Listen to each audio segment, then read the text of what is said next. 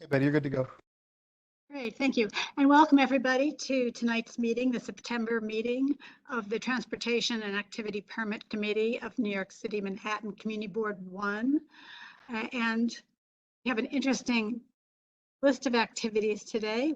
The first of which, if you'd make a switch, Michael. Oh, sorry, and I'm joined first of all by Michael Francoeur, who is my co-chair, as well as Lucian Reynolds, who is the district manager. If you send anything in the conversation, it will directly go to Lucian. It will not go to all attendees, so just be aware of that if you use the chat function. The agenda tonight, we're going to have really the lead off by the DOT, and there's a whole group of people. We're going to talk about the installation of the bike lanes on Center and Lafayette Street. For those who've been following Twitter, they would have known that the Brooklyn Bridge lanes actually opened today, which is very exciting.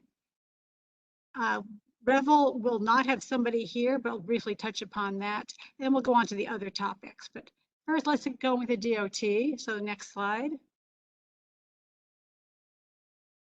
And if you recall, they were here in the past to talk about, oh, sorry, this is actually the wrong one. This is talking about what they're going to do tonight. Could you go one more to see if I just cut one out by mistake? Yes, in April, they did a presentation.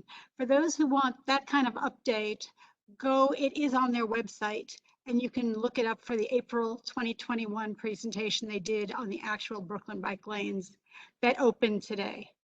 And what today's talk is about is some of the feeder areas coming in from the north to them. You go one more slide. It looks like we could have a group of people, although at this point, I want to introduce the person who's going to be presenting tonight is Patrick Kennedy. And along with him, Kimberly Rancour is present, as well as Jennifer Leung, who's been our liaison person from the DOT, and people will be the most familiar with. So I'd like to turn this over to Patrick Kennedy to let him get started on the Brooklyn Bridge project. And are you also heading the Lafayette and Center Street? Yes, I've been doing double duty on that. So well, actually, triple duty, correct? Because don't you also do going southbound along the East Coast, going down towards Fide and the Seaport? Because I saw you at the Resiliency. Thankfully, that was someone else. Okay. I may have been present in a meeting or two, but that's someone else heading up that effort. So I'm very happy someone's doing that one. Well, thank you. Patrick, okay, I just passed you the controls. Let us know if you have any problems showing your screen.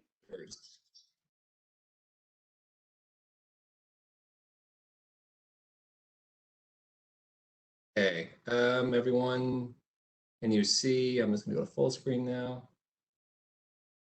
Can you see a Center and Lafayette Street? Yes. Present. Okay, good. All right. So yeah, I'll just start right up then. So yeah, my name is Patrick Kennedy. I'm with the bike unit at DOT, and yeah, so today was a great day. We got to open the Brooklyn Bridge bike lane. We've been working on that for most of the year, and I'm here to talk to you about how we're going to make better connections to that lane, some of which we've actually already made. So just to give you a little background on this, the Brooklyn Bridge, in contrast to the Manhattan Bridge, which has a lot of great north-south connections when you get off the bridge. We have protected connections on Allen Street and also on Christie. The Brooklyn Bridge, we don't really have any of those protected connections going north from the bridge. A lot of the protected connections kind of loop around to the east or go off to the south. But our focus here, especially because the new lane design actually deposits you on Center and Chambers, our focus here is on getting a better protected bike lane connection north and south, or for north and south traffic to and from the bridge from the north. So just for everyone's education, in case you weren't aware, the Brooklyn Bridge bike lane, it looks a lot like this. It's in the Manhattan-bound vehicle lanes, but it's a two-way lane that goes along the Brooklyn Bridge here. And then cyclists, when they come into Manhattan, they are basically left in the middle of the roadway at Center Street and Chambers Street. And I should shoot this photo today, this morning, or this afternoon, which was the first time the path was actually opened, and we were able to really get all these great shot of cyclists. But this is now what Center and Chambers looks like. So what we have done, the bike lane, as I said, is in the middle of the roadway. I don't know if you can see my mouse moving, but I'm just sort of gesturing towards the middle of the roadway there. And we have we've installed some additional signal phasing here so that bikes have a safe way to cross the street at Chambers Street. So in this case, we hold the left turning vehicles that are coming off the bridge, and then we let the bikes go. So basically the through vehicles that are going north on Center and also south on Center, and the bikes are able to go at the same time, and we hold the left turning vehicles so the left turners coming off the bridge can't turn over the bikes. So it gives bikes a safe time to cross the street and continue on north on Center Street.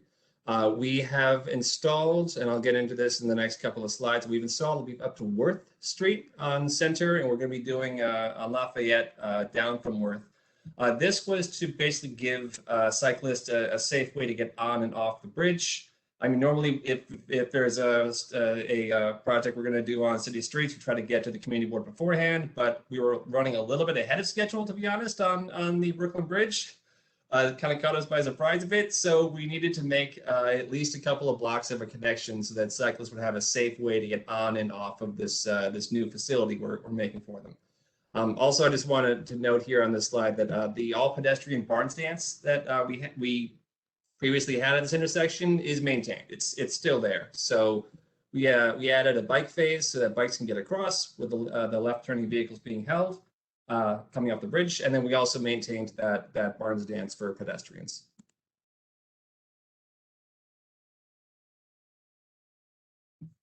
It's not advancing. There we go. Okay. So the changes for motorists, I'm just going to go through this sort of block by block. This is the first block between Chambers and Reed. So we've got the bike lane in the center of the roadway now.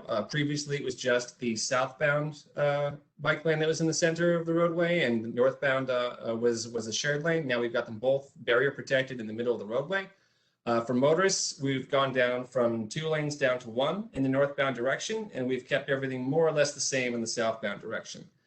We also have a flashing amber turn arrow at the Reed Street intersection. So that's the first block. That's what we've installed so far. Hey, Patrick, can I just stop Sure. you 1 second? I have to just mess with this. I tried to give you the presentation privileges, and I accidentally gave you the host privileges too. But you're still presenting, so okay, good. We're back. We're good to go. Thank you. Okay, all right. Let me know if I need to do anything afterwards. No, you're fine. Okay, the next block on Center, and this is where between Reed and Dwayne, where we have that little triangle there, which was previously, that was the opening, that was the cover slide of this presentation, and it was covered in parked vehicles. And now we've got a barrier protected lane against that little triangle there, which keeps those parked vehicles out of that little area there. But basically, we're just taking on Center, we're taking that bike lane that used to be on the east curb, we're switching it to the west curb, and we're adding a barrier to keep vehicles from parking in it. And then further north on Center up to Worth.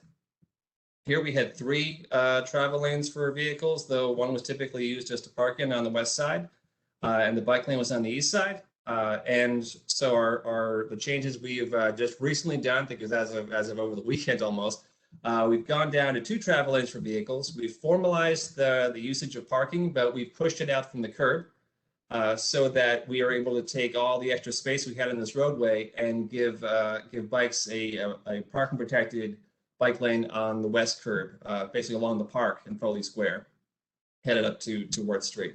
So that's what we've been able to do in the northbound direction for Center. And so our proposal, or our full proposal for this project to continue north from Worth on both Center and Lafayette And this board, I believe, ends at Canal Street. So I'm just going to talk about the whole project, but just for you guys, it's only up to Canal. But it's to continue that parking protected lane on Center all the way up. We've got a dotted line north of Canal.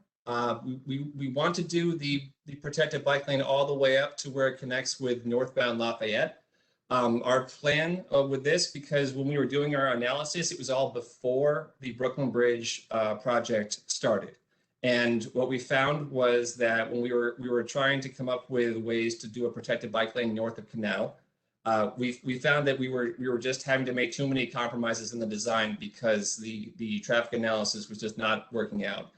We know that the Brooklyn Bridge has created a very different, basically like condition for a very different existing condition for traffic on Center Street, just because we've gone from 2 lanes feeding out of the bridge down to 1. So our plan north of Canal, just an FYI for you, is that we're going to be reanalyzing this over the winter and hopefully having a better design, but that'll be for community board too. This is just so you understand what the full proposal is. But also on Lafayette is to install the parking protected bike lane all the way down to make a connection down from Kenmore all the way down to the Brooklyn Bridge itself. The part on Worth, part south of Worth, I'll talk about, but that we'll be hopefully doing this week, perhaps next week. So this is Center Street north of Worth. It's just a wide, disorganized roadway. We've got lots of commercial uses, lots of active curb uses. We've got cyclists mixing with vehicles, and there's even before this lane went in, there was no northbound facility past Worth Street. So that's what Worth is like. Right. I'm sorry. That's what Center is like north of Worth right now. And then Lafayette Street. This section has just been all this work is actually ongoing now, but this is pretty much what Lafayette Street looks like for the duration of this proposal, all the way from Kenmore down to Duane. And there's an existing buffered bike lane in the southbound direction here. It's unprotected, it's often blocked. And also this leads to disorganized turning movements. As you can see in this slide here, there's a couple of different vehicles all making left-hand turns with the cyclist in the middle of there. So that is something that we want to address with our new design. So for Center from Worth up to Canal, this is the part for Community Board 1. Our proposal is to go from that that free-for-all, that 2 unprotected travel lanes, is to go down from 2 down to 1 travel lane, and then have a park protected bike lane along the west curb here.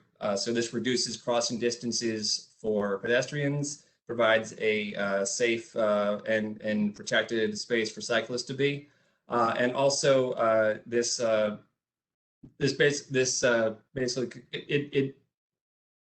it allows for the vehicles to do what they need to do. They're only going to have 1 travel lane, but we're going to have left turn treatments at all intersections. So vehicles that are turning can get out of the way of the through vehicles, and we're able to maintain the capacity for the vehicles in the northbound direction, even with just 1 travel lane instead of 2. And then for Lafayette Street, it's from Kenmore down to Worth. It's pretty much the same design the whole way. But with this, it's actually a lot more simple. We are able to take the existing buffered bike lane that's here, that's in the existing graphic, and then just flip that with the existing parking. So we don't have to remove any travel lanes here, and we're able to provide a protected bike lane in the southbound direction. I should have noted on the previous slide, but it's the same for both of these. We're going to need to take about 3 parking spaces per block, just for the left turn treatments and for the pedestrian islands that are going to be at the intersections. It's sometimes going to be 2, sometimes it's going to be 4. It averages out to about 3 per block, just going all the way down this corridor. So this is for daylighting the intersection for left turns, so that when vehicles are turning, they are able to see the cyclists that are approaching in the bike lane. The offset turn design we've used on other protected bike lanes. So it's about 3 spaces per block, but that is pretty much all of the design changes we'll be making on Lafayette Street. Also, just want to note for both Lafayette and Center, there is a lot of authorized parking that is in this area south of Canal. We are working with the affected agencies to deal with that, to make sure that we move around the authorized parking in a way that is amenable to all of them, to make sure that we're not going to cause any more chaos than is already there. And so, in summary, we want to create a protected northbound and southbound bicycle connection from the Brooklyn Bridge up to and down from Canal Street, and then actually further on for Community Board 2. We want to upgrade Lafayette Street to a protected lane from the buffered lane. We want to shorten crossing distances for pedestrians on both of these streets. We want to expand pedestrian space on Foley Square. We've actually already done this. That's part of the part of this project that we've actually already installed. If you've been to Foley Square, we've extended at Duane Street, we've extended the pedestrian space already there. And also we want to maintain capacity for motorists while expanding the protected bicycle lane network that approaches the East River bridges. So that is everything. Do I need to hand back host privileges or anything like that before? No, I can manage that. I can manage that. Okay. Okay. All right. But yeah, that's everything. And I guess we can move on to questions now.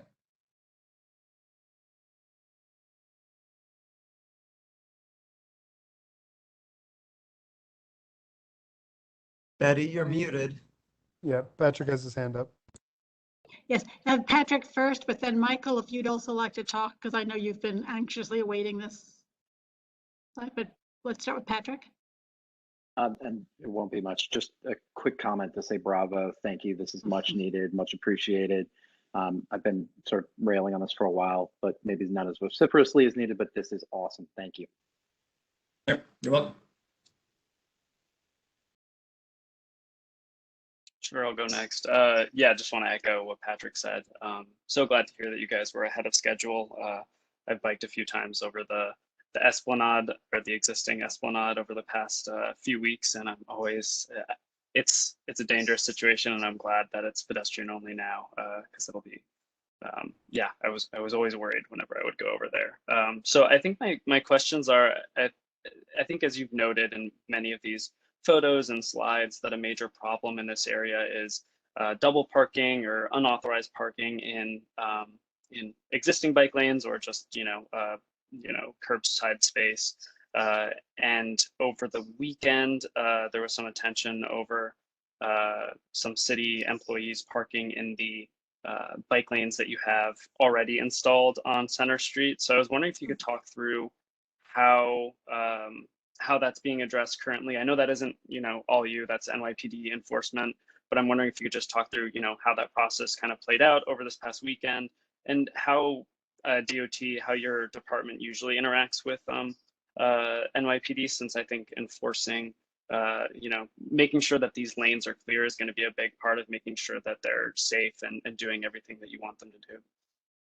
Okay. Well, I mean, there's two different ways we try to deal with other agencies, and it kind of boils down to like a carrot and a stick. Like we try to work with the other agencies, our sister agencies or other agencies, to try to to say like, hey, maybe you might want to tell your employees to park elsewhere, or we've like created this spot, like especially on Center, we actually created parking next to the spot where the vehicles, city vehicles, were actually parking for the last few days. So part of it was like reaching out to the local precincts and saying, hey, just tell your employees to park next to that.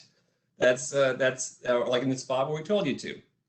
That's something that, that's our, basically our first try is always to try to be friendly and to try to work with our other agencies.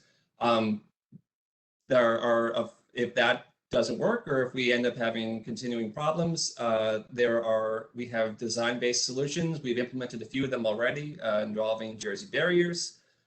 We will, for some of the times for pedestrian spaces, we can put planters, granite blocks, bike rack sleds. There's a lot of different things that we can put into a space to make it difficult to put a car into that space. So we always try to work with our fellow agencies to try to solve a problem peacefully and in a friendly way. But there are ways that we can do a design-based solution to address issues if they could just continue to occur despite the efforts of other agencies to get their employees to do something to correct or change their behavior. Got it. So I guess what I'm hearing is like your team will do some, is your team planning on doing monitoring of this bike lane post installation to see what the status is? And then at a certain point, is that, or when are you going to make a decision as to whether or not we need to advocate for a design solution like additional Jersey barriers? I mean, that's something where we want to give people a chance to understand, like to basically get used to the new design. It usually takes about a month or two for people to really understand that like this thing is here. You can't do what you did before, and that's with the Brooklyn Bridge on the Brooklyn side when we started putting the barriers down in June. It was a traffic nightmare in downtown Brooklyn for about a month because people were still trying to do the thing that they had previously done, which was make that right turn on Tillery. And over time, people figured out that they just can't do that anymore, and they just need to go elsewhere or change their behavior or take another bridge or use transit or ride a bike or various things. So there's an adjustment period that is going to occur, but yeah, at a certain point, we if there are issues that are still cropping up, we'll if we're not looking at it, we'll know via social media. Like this is like we've been informed numerous times on social media of the things that we already know are big problems on Center Street, and those issues were addressed with the city vehicles that were just barely parking in the bike lane. But yeah, if that issue continues, we'll definitely look at design-based solutions to correct them. Great. Yeah, I'm glad to hear that. Yeah, just do want to make sure. I mean, our priority with the transportation committee is just making sure that the conditions are safe. So I understand the need. There's going to be adjustment periods, but if we see unsafe conditions, that's when or at least I personally, start to get concerned. And so my last point before I turn it back to Betty is I know Betty and I have kind of discussed this a little bit previously, but I think one thing that's going to be key to us understanding how the bike lanes are being used, whether it's what the capacity is like, safety, what needs are going to be in the future, is kind of understanding the data. Like, so it's just I just wanted to ask what sort of data collection that you at DOT are going to be doing on the Brooklyn Bridge. I know we have other counters on other bridges, other crossings, and if that data is going to be made available to the public. Well, the Brooklyn Bridge has a bike counter on it that data is posted. I mean, it's typically posted about every like a month or so previous, like that's updated. So that data will just be continue to be made available. Have we moved it? Because the Brooklyn Bridge did the lane did change from the promenade to the roadway, but we have a new counter installed there. So we will definitely be able to continue providing Brooklyn Bridge bike usage data. Was there any other particular types of data you were? Yeah, I know in the past I've had sometimes some difficulty finding like crash or accident statistics on the bridge crossings. Is that something that's also part of that data? Crash data is not it's not something that we typically do within the bike unit, but DOT does as a larger thing. But we typically analyze the before and after crashes that occur on any corridor with a protected bike lane to figure out if it's doing its job, if it's reducing crashes and injuries, but B, if there is a type of crash that is occurring with more or less frequency. That we need to tweak the design. That's something we do with every protected bike lane project. Okay, great. Yeah, back to you, Betty. Betty, if I could ask one quick question, or just bring up one item of concern. On Center Street, you had the picture of the Manhattan Detention Complex. That is going to be a very, very large disassembly and construction project coming up, and we'll see a huge mobilization on that site. And so I just want to urge you all to really think about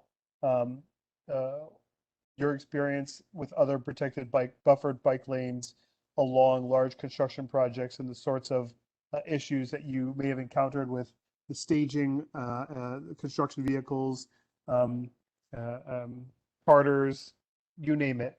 Mhm. You will experience that, construction workers parking, that is something you're going to experience. And so I just want you to be forewarned about that, especially because it's going to be a very large mobilization that will go on for a very long time. So anything that you can put into place sooner will serve you over a very long term. And we've been in coordination with the companies that are going to be doing that work, and the agencies that are going to be permitting them to do that work. So parts of the agency here will be doing that work. So yeah, we're working with those who will be doing that and making sure that a protected bike lane will remain protected during the time where it's under construction, or the street's under construction. Thank you.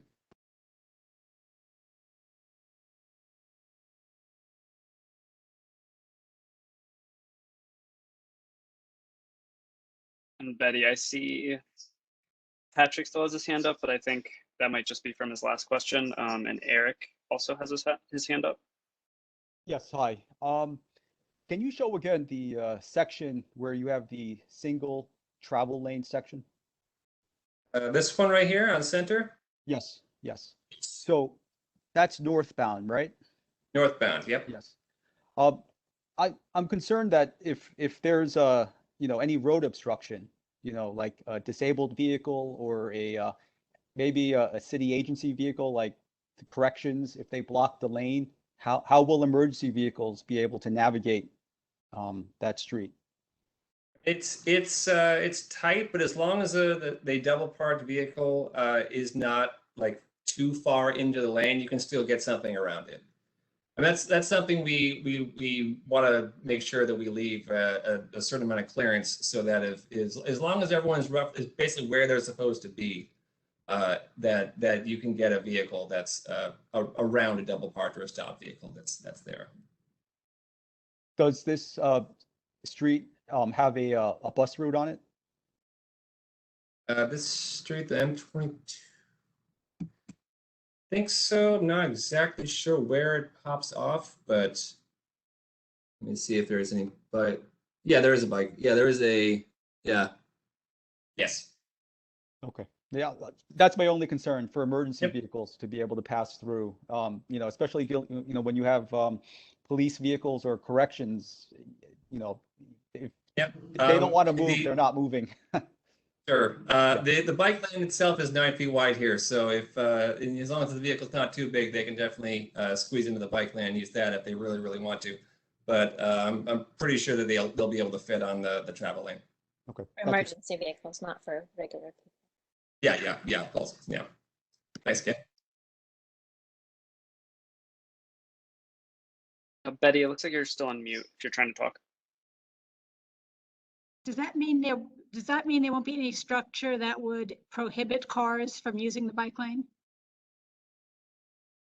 Much like most of the other protected bike lanes on the streets here, it's wide enough so that it can be maintained for by sanitation.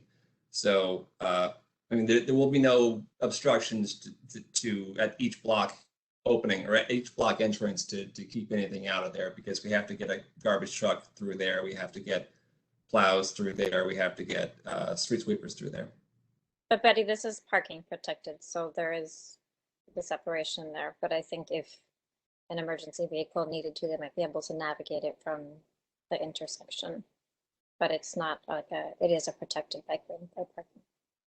Right, but it's a necessary evil because I know there are people concerned about cars going down the bike lane, not the emergency vehicles. Yeah, I think there's also, it's hard to see in the cross section, but at the intersections, at least on the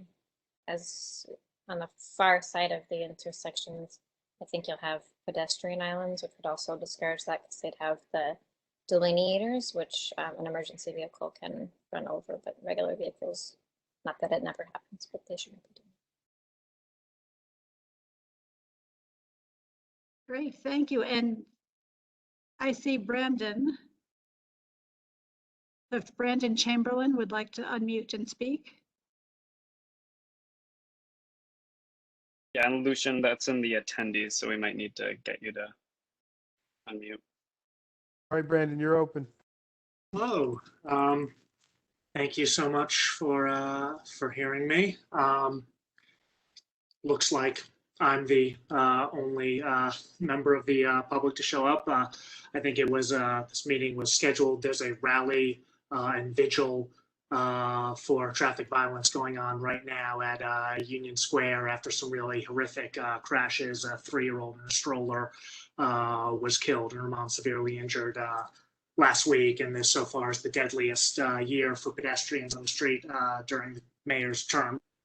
But I've been given the proxy of every single cyclist in New York City, and they sent me to express their concerns. First of all, I just want to say that the new Brooklyn Bridge lane is so great. I took a loop over it this afternoon after the first ceremonial crossing had come in.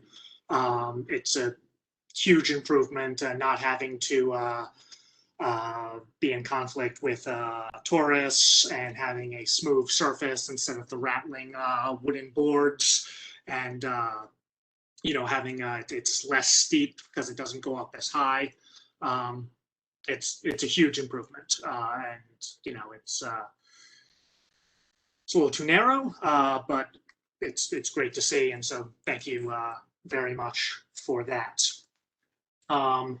These protected bike lanes are going to be a really important connection going north. I worked at 500 Pearl Street for a couple of years, and the lack of any safe connection getting north of Manhattan was a huge problem. So I just can't express my support for this enough. I'm concerned with it seeming like it's going to end at Canal for at least the time being. Canal Street is not where you want to suddenly have your safe bike lane end. So anything that you can do with that. I noticed today when I was biking around, there are already wayfinding signs. And just by the way, the bike wayfinding unit, whoever does that, has been doing such a great job over the past year. So many new signs, and they're great. But there are already signs at the end of the Brooklyn Bridge directing people north on Center to get to Union Square. And a tourist coming off the bridge path on a city bike and thinking that that's going to be a safe route currently before you install anything to get to Union Square is going to be in for a rude awakening. So I'd encourage you to look at that, and if there is anything you can do to close that gap from Canal up to northbound Lafayette as soon as possible, or at least mitigate the surprise at the bike lane suddenly ending at Canal. I really encourage you to do that. And then one very specific thing I wanted to point out, I think it's on slide 8, you talked about creating parking on Center Street on the east side of Foley Square. And that's, as Michael mentioned, over the weekend, there were all city vehicles parked in there. And I guess the 5th Precinct shooed them over, but they're probably not going to be staying there for forever. But the parking regulations there, it's still a no standing zone. And it's a no standing zone in a no permit area. So there is no legal parking anywhere in that lane. The only legal use for it is, I guess, passenger drop-offs and pickups. And so I would encourage you to allow any legitimate parking there, even if it's just permits. I think the idea that we're going to rely on people misusing their permits to illegally park in a no standing zone in a no permit area to be in the floating parking lane and not blocking the bike lane strains credulity to some extent. So as I said, it's maybe pretty far into the weeds, but I would encourage you to look at the parking regulations there to see if, you know, you can have some sort of legitimate usage for the parked cars to be protecting the bike lane. And then finally, and I appreciate you letting me go on, the 5th precinct that was there today keeping the bike lane clear was parked right in the new pedestrian space at the south side of Foley Square at Duane Street. And that was that new truffle paint. There's some delineators, but it was completely full of cars, and I imagine it's going to be there. So you talked about granite blocks being part of the toolkit, and anything that could be done to up armor that pedestrian space on the new pedestrian space on Duane between Lafayette and Center. It's going to be a continual battle and really needs everything you can give it from a design perspective. So that's my piece. It looks like a great project, really necessary.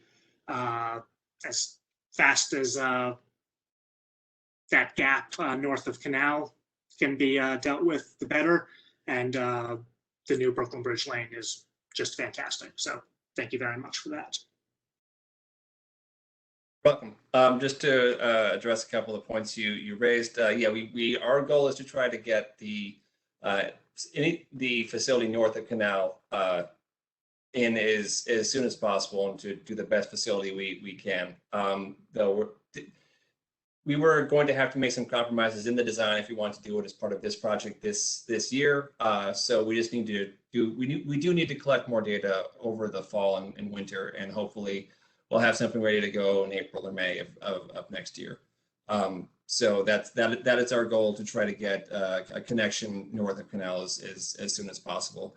Regarding the no standing area in Foley Square, we actually are going to be creating new permit or placard only spaces for the different agencies, because we are taking away some of the parking that they currently have further north in like next to the court buildings and for the left turn treatments. So we're taking away as much parking up there as we're giving back sort of in permit only parking along Foley Square. So that is our goal with that space there. We haven't done it yet because we need to basically we want to take away the spots and also then add them at the same time. So we're not basically giving them more and then taking it away later. We just need to do it at the same time.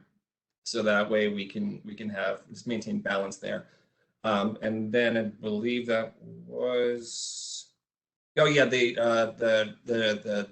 design treatments in the pedestrian spaces. Yeah, we see the vehicles parking there, and it is something that yeah, we're monitoring, and yeah, we're not really going to hesitate too much if we need to put in some granite blocks in some of these spots to keep them clear. We want to make sure that these are pedestrian spaces. Patrick, just to jump in for a second, what was the update on timing? I know this is a tricky one because we're so late in the year. I just want to make sure we're setting expectations for this piece. I mean, if the stars align, we can get it in this. We can get this in this year. Like, we need to, like, if we can get this to our contractors and they can get it done this year. We want to get it up to Canal. So we want, like, at least get Center up at Canal this year. That being said, it is very late in the season, and we basically have to have everything go perfectly in order for that to happen. So I have had the good luck this year of having every project I've worked on go ahead of schedule. I'm hoping that luck continues.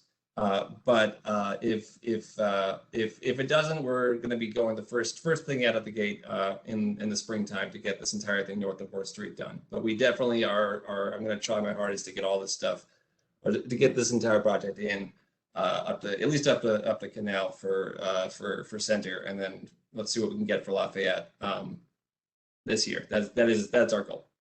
But yeah, being realistic, it may also just get pushed just because of weather or other unforeseen issues that comes Anytime up. talking about a project in September, it's always Yeah, it's a hopeful, crapshoot, but but never guaranteed, I feel like. I've had a very charming Am I season, correct? so I'm hoping it works. I'm correct, this season ends actually in November, but when, if so, when does the next season start? April. April. Thank you.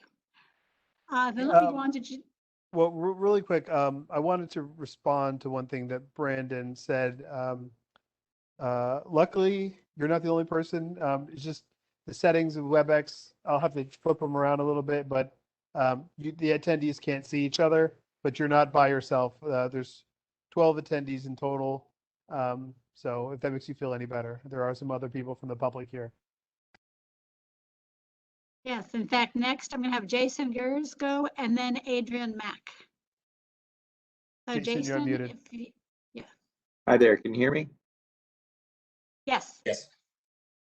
Hey, so thanks for letting me speak, and Brandon spoke eloquently before. I'll just try to keep it simple here. This is a great proposal, and very happy to see this come in along with the Brooklyn Bridge lane that I'm very excited to ride.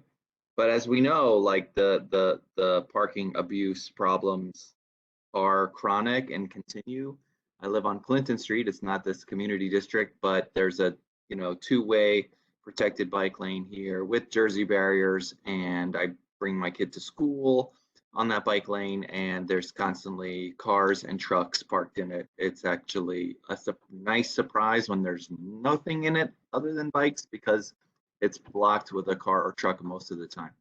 So my question or comment is, what can be done on the DOT side to prevent or deter cars and trucks from parking or, making deliveries in these bike lanes? We know that the police, kind of think that they own this town and they do whatever they want.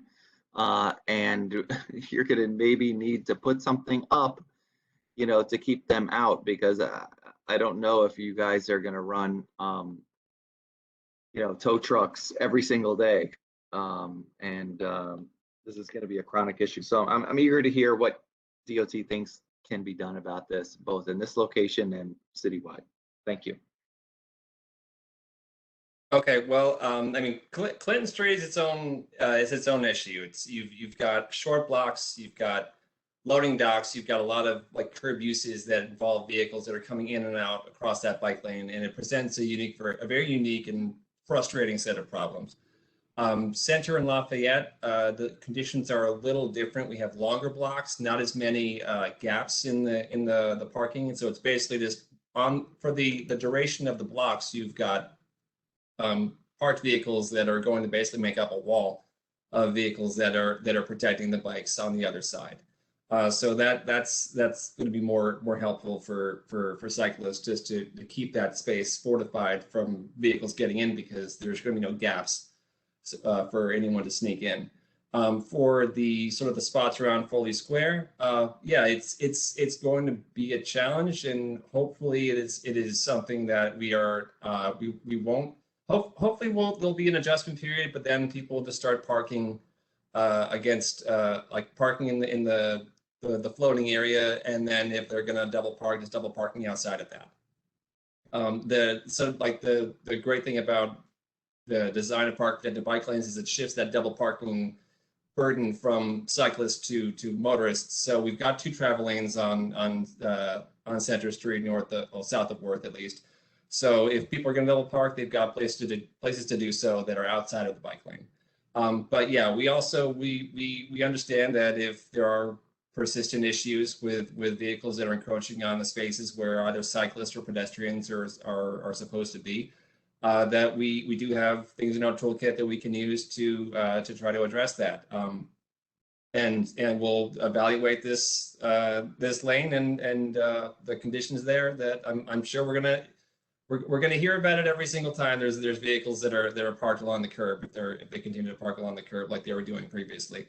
So like we understand that this is going to be an issue that we have to address. So but yeah, we're ready to make changes if necessary to this if we continue finding that vehicles are parking in the bike the bike lane as they were prior to today, basically.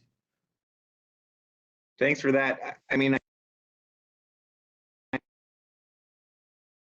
Sorry, Hey there. you're breaking up. I can't quite hear you. oh, sorry, I was just muted, but I know that you're kind of being, careful here, but could you elaborate on what treatments would even be possible if escalation is required? Well, if the spots where vehicles are typically going to encroach into bike lane are going to be closer to the intersections. So we daylight the intersections with the pedestrian islands so that there's visibility of the cyclist when vehicles are making a left-hand turn. So we keep a space clear. That space is probably going to be the first place that if somebody can't find a legal space for their vehicle, they're just going to pull into that. So something we look at here is to try to put in some obstruction like a bike rack sled or a granite block to keep vehicles from parking there. At other locations, we don't typically need to do this because we just we'll just move the parking reg signs and people will typically they know they'll get a ticket if they park there. And so that's typically how we deal with that in other locations. We know that it's probably different here just because a lot of the people who are parking don't have to really worry about getting a ticket or not. Yeah, design-based solutions that's something we can definitely do at the intersections to try to keep them clear, to keep vehicles from parking in those spots where it makes it dangerous for a bike that's or a cyclist that's coming up to the intersection if there's a left-turning vehicle there that can't see them. That's one of the things we'd be doing there. We could look at some other barriers like delineators or quick curb to put against the spot where the vehicles are parking. I'm not sure it would work in all the spots where we have if there's an issue, but that's something else we could do. And then in possibly, you never know, we might need to go with barriers, but most likely not in north of Worth, just because the street gets a lot narrower.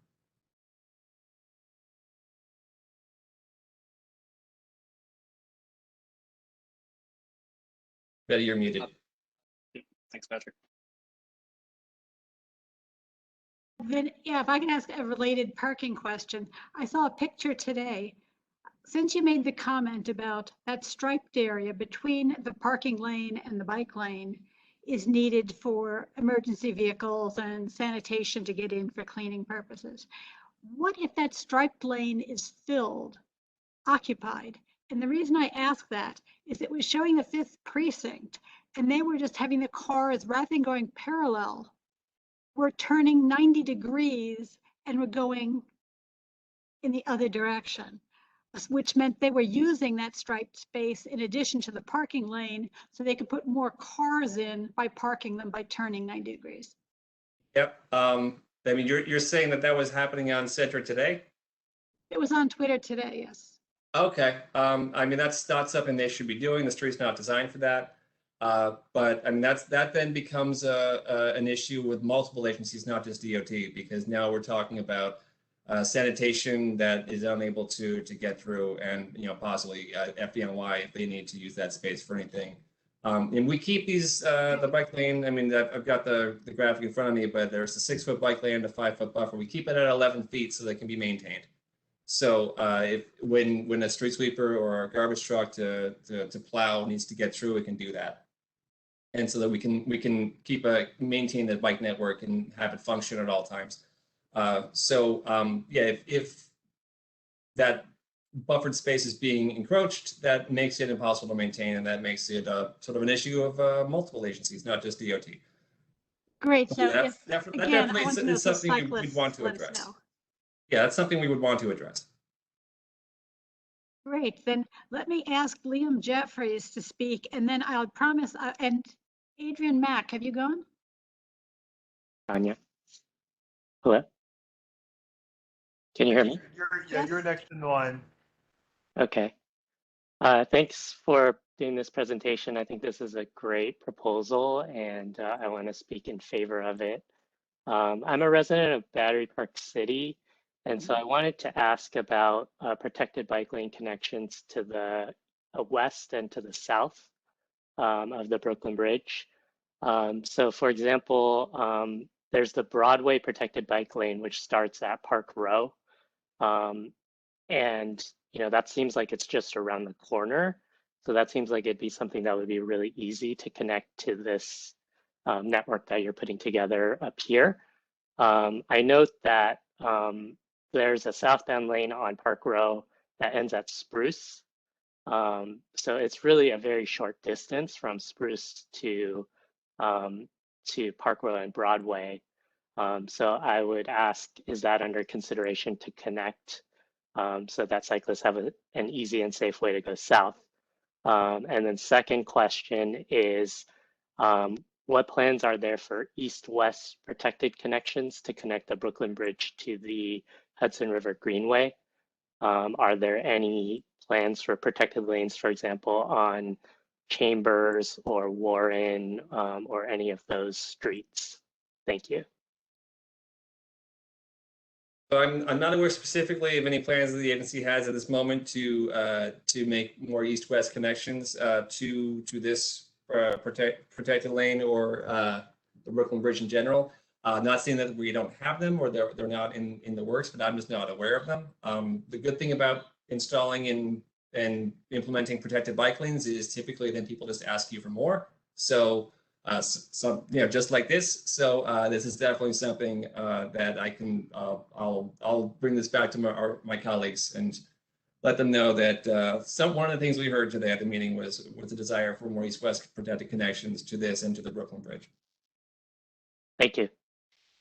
Thank you. And Jason, did you speak? Yes, Jason went. Liam is next. Okay, Liam? then Liam. Hi, can you hear me? Yes. Yes. Great. Yeah, so I think I'm in favor of this proposal. I think the points I was going to make have been pretty eloquently stated by previous speakers in support. I do have one.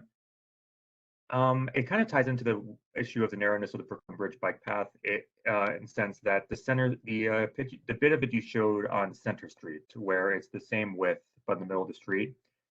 I'm worried about that becoming a bit too busy, in the sense that if the Brooklyn Bridge bike path became too busy at some point, I would imagine that there would be one slide over, one slide ahead, I think.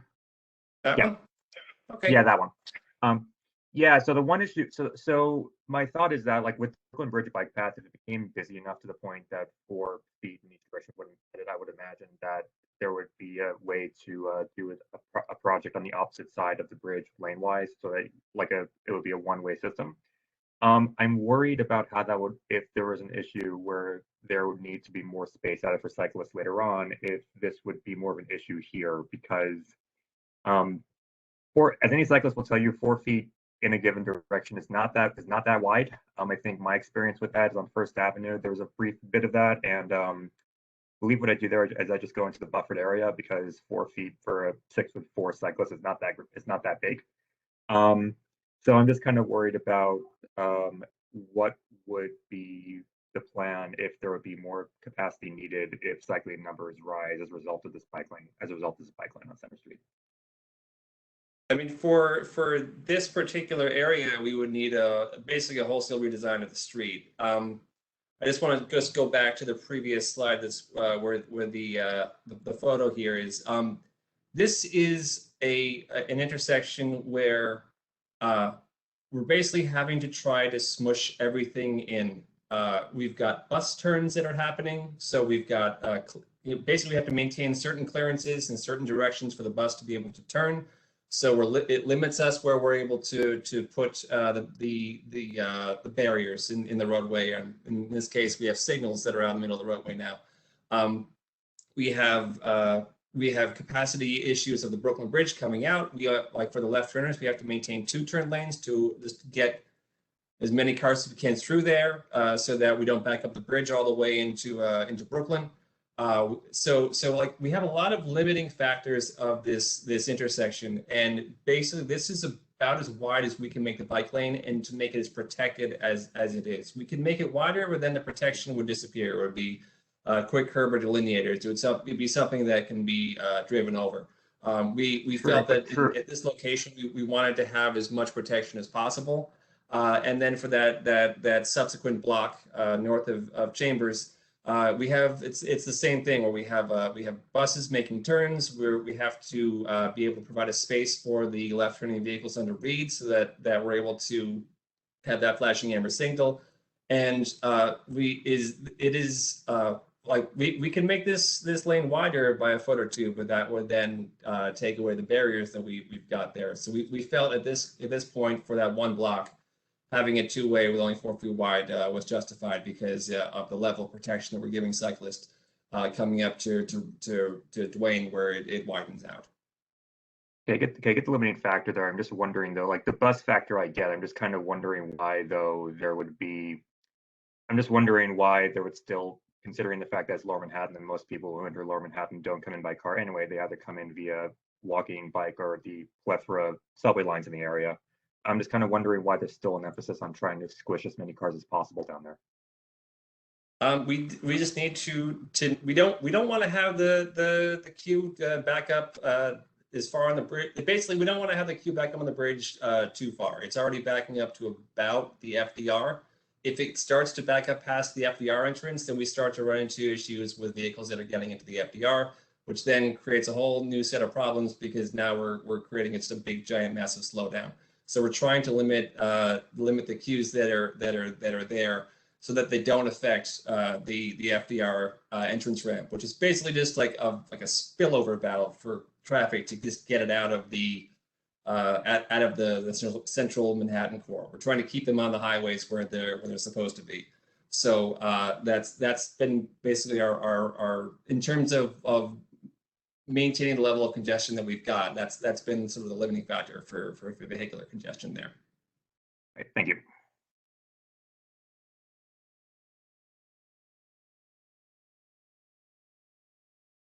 Betty, it looks like you're still on mute. We'll go to Rosa, then Michael, and then to Carrie Davidson. Thank you very much, Betty.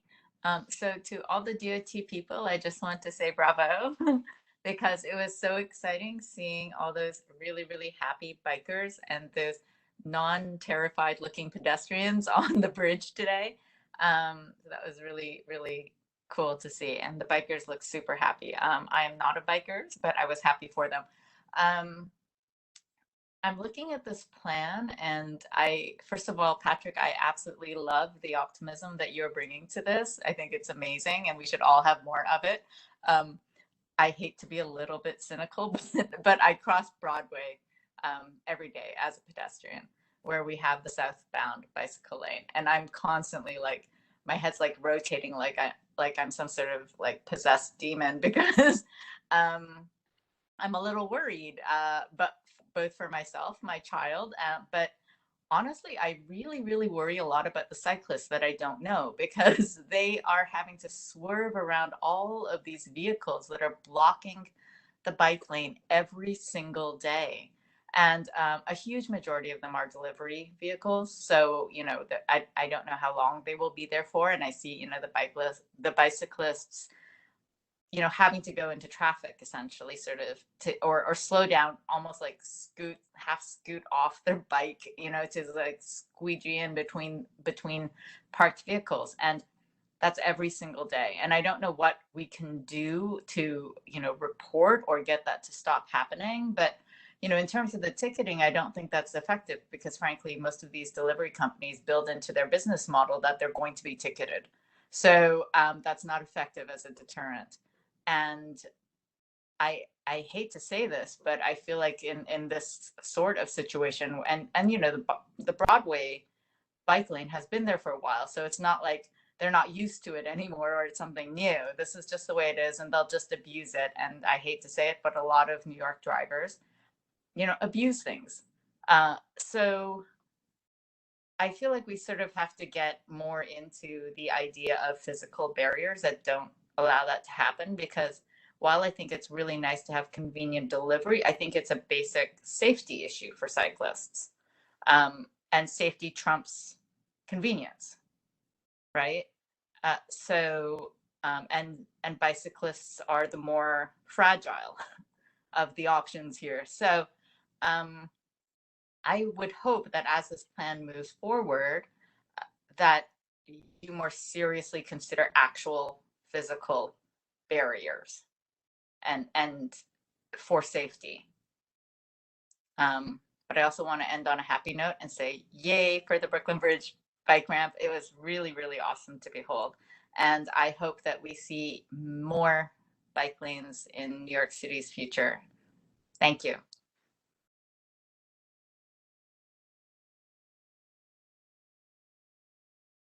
Patrick, would you like to say anything in response?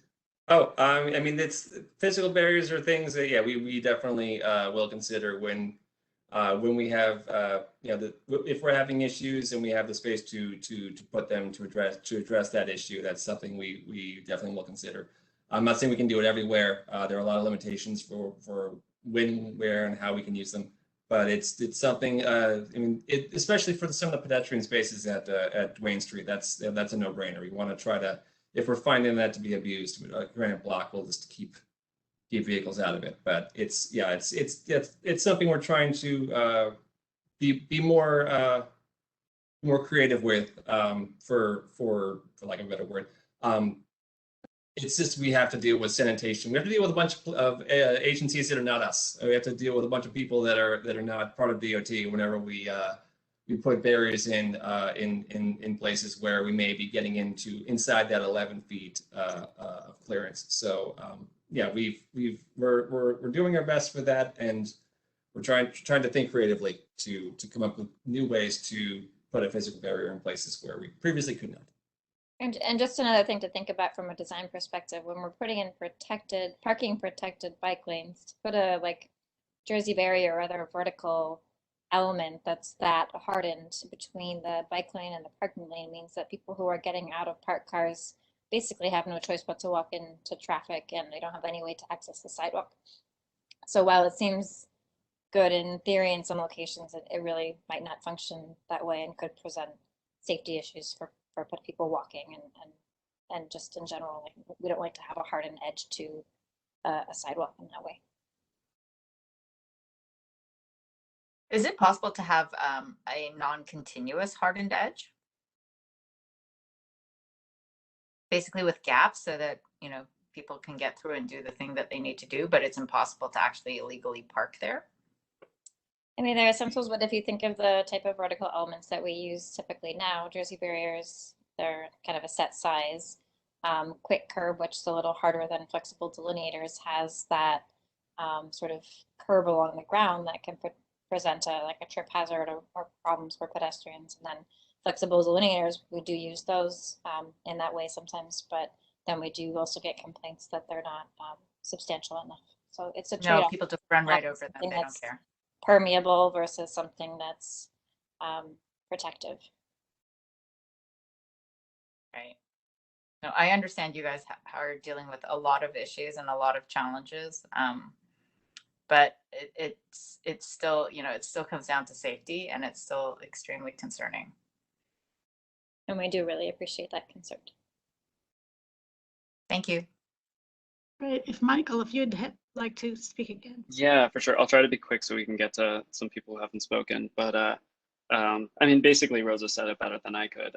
We're having a great conversation here. I think I want to thank everyone who's participated. It really has been all very thoughtful. And it seems like, for whatever reason, the Brooklyn Bridge connections, maybe it's because, this is the latest iteration of, DOT bike lanes. You guys have learned a lot from the past, and it seems to be a high profile, bike lane that's going in, but it's getting some attention, which I'm glad for, but that doesn't, take away from the fact that if you bike anywhere in the city, it's hard to go more than a few blocks without hitting an obstacle. Whether it's a car parked in a lane, a delivery vehicle, or whatnot.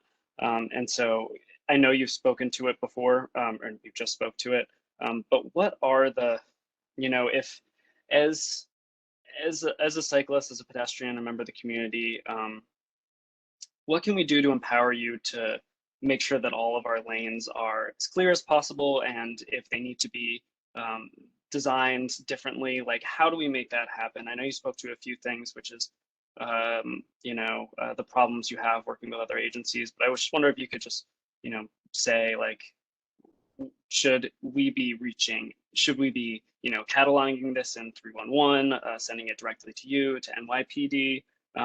What's the best thing for members of the community to do, and where should we focus our efforts? Because again, aware of all the challenges you guys are facing and all the agencies, the streets aren't safe, and we really do need to improve the situation here. So for how you can, I guess you're asking how you can help us help you. That's exactly, yeah. What can we do? Yeah. What would be the most helpful? What are the blockers for you guys? Yeah, what can we do for you? I mean, the issue is that it's always different on every street. Sometimes there's too much commercial traffic, or not too much, but there's just a lot of deliveries that are happening. So in that case, it's sort of telling us that, oh, there's an issue on these blocks here. We need to try to look at the commercial regs that are there to try to get more turnover, so that that we can use the space more effectively. Sometimes in the past, this actually happened on 4th Avenue. There was a police precinct that was sort of parking. They were just using the bike lane that we had put in 4th Avenue in Brooklyn as sort of their own little parking lot there.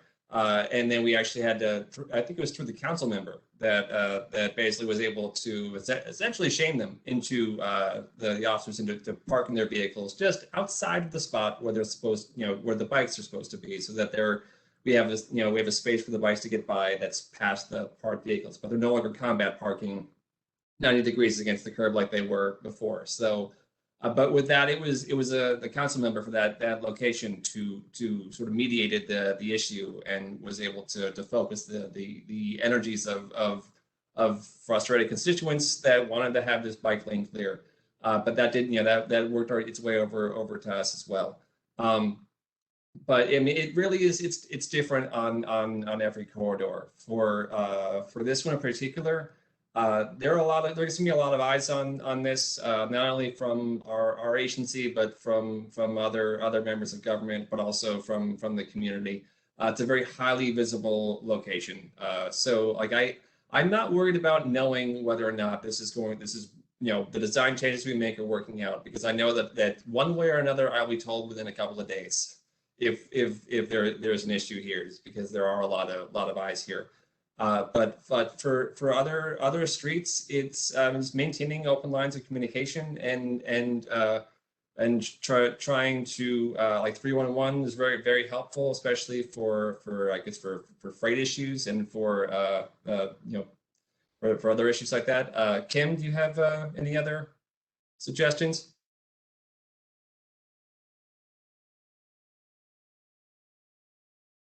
Kim? Okay. Trying to think of other locations where we've had problems that have been addressed, or like what would be helpful. Okay, well, from what I'm hearing from you, it's a little bit of all of the above. But if you come up with any more focused, feedback, we'd love to hear it. But from what I heard from you is, local council member, 311. Were those the two main things? Reaching out to the community. Those are two main things. Yeah, the social media is helpful just for like that's like kind of a visibility. But I mean, essentially, if the community board is asking us for something, or they're asking the council member for something, or they're working with the council member, that's really gonna help us get an issue sorted out, or at least get some eyes on it to figure out what we can do there. I mean, that I work mostly in the design and implementation area. The Borough Commissioner's Office is, of course, also your friend with that. They'll be able to get issues that you've got to the right people. So I mean, just talking to them is always very helpful. We hear a lot from either both good and bad, and also about issues that are working out, things that have been improved from our Borough Commissioner's offices throughout the city. So. And that all basically directly comes from either community boards or other constituents, other people that live in the neighborhoods that they're in contact with. So that's another, definitely another avenue of feedback that we that works out well for us because it's an efficient way to get information to and from the people who are actually dealing with this every day, which is the general public, the people who are using these bike lanes that we make. Great. No, I I'm appreciate sorry that. if you guys were trying to get an answer from me. I was getting yelled at by a 4-year-old, but yes, please reach out to our office at any time. Great. Thank you both. Okay, I'll try to make it very quick. I know you guys are, again, walking a very fine, political line between your, brother sister agencies here, but I do hear a lot of talking, especially here about maintaining city agency placard parking. I just want to say that I hope that that the focus or the interest in maintaining certain levels of parking in our neighborhood aren't compromising the integrity and the safety of the designs that you're putting together for pedestrians, via motor vehicles and cyclists. So I'll say that just quickly, our community board is on the record. Placard parking has been a problem in our neighborhood for a long time. There's illegal placard parking, there's legal placard parking, but it's taking up a lot of space in our neighborhood, any space really in our neighborhood, and that's taking up space for the delivery vehicles that end up parking in bike lanes or double parking, but there's a cascading effect there. And, we're on the record saying, in order to build a more sustainable, efficient, streetscape and city, that there is going to be a need to reduce private vehicle ownership, especially for city employees in a city that has such a robust public transportation network as New York City. So if you ever need to lean on the community for support, if you need to take away a few city placard parking spots, Community Board 1 is here for you guys. Thank you. And yeah, our goal with this was to be able to do all of the treatments we need to do at the intersections. And we're more or less maintaining, I think it's a slightly smaller amount for a few agencies. We're more or less maintaining what's already there. But that was our goal, was to try to just keep everything roughly the same, just put it in different spots. That way we could do all the safety treatments we needed to do at all the intersections. Great, thanks, Patrick.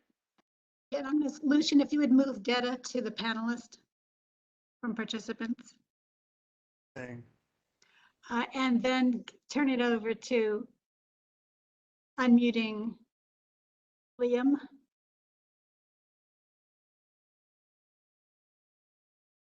Sorry, who did you want me to unmute? Liam has his hands up, but now I don't see him. Yeah, I don't see him. I see Brandon still with his hand up, so he might still have a comment.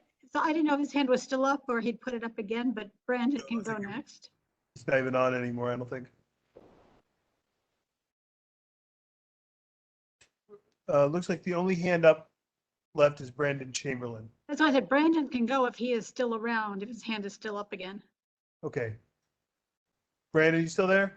Hi, yes, thank you. I just wanted to follow up on Patrick's answer to my question earlier. I think what you said, Patrick, in terms of the timing of different parts of this, it sounded like, if the stars line up, going to do Center up to Canal this year, and if some things slip, maybe it's Lafayette. I don't know if I got that right, but I would certainly suggest that if it came down to doing either Lafayette or Center this season, I would suggest doing Lafayette. I mean, just making it parking protected, the existing lane is just going to increase safety for people that are already there, and you don't run into the issue with Center that you might provide a safe route all the way up to Canal and then strand people.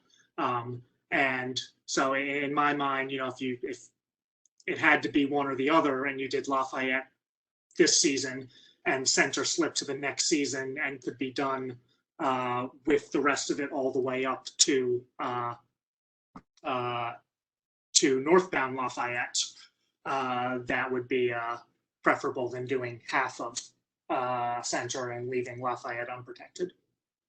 Okay, I just, for reasons that are entirely bureaucratic, we have to split these between two different contractors. So we may not have a choice, but we will definitely try and prioritize it that way. But yeah, we are, unfortunately, we have two different contractors working on each of these streets, and it all comes down to the capacity that they have at the end of the season.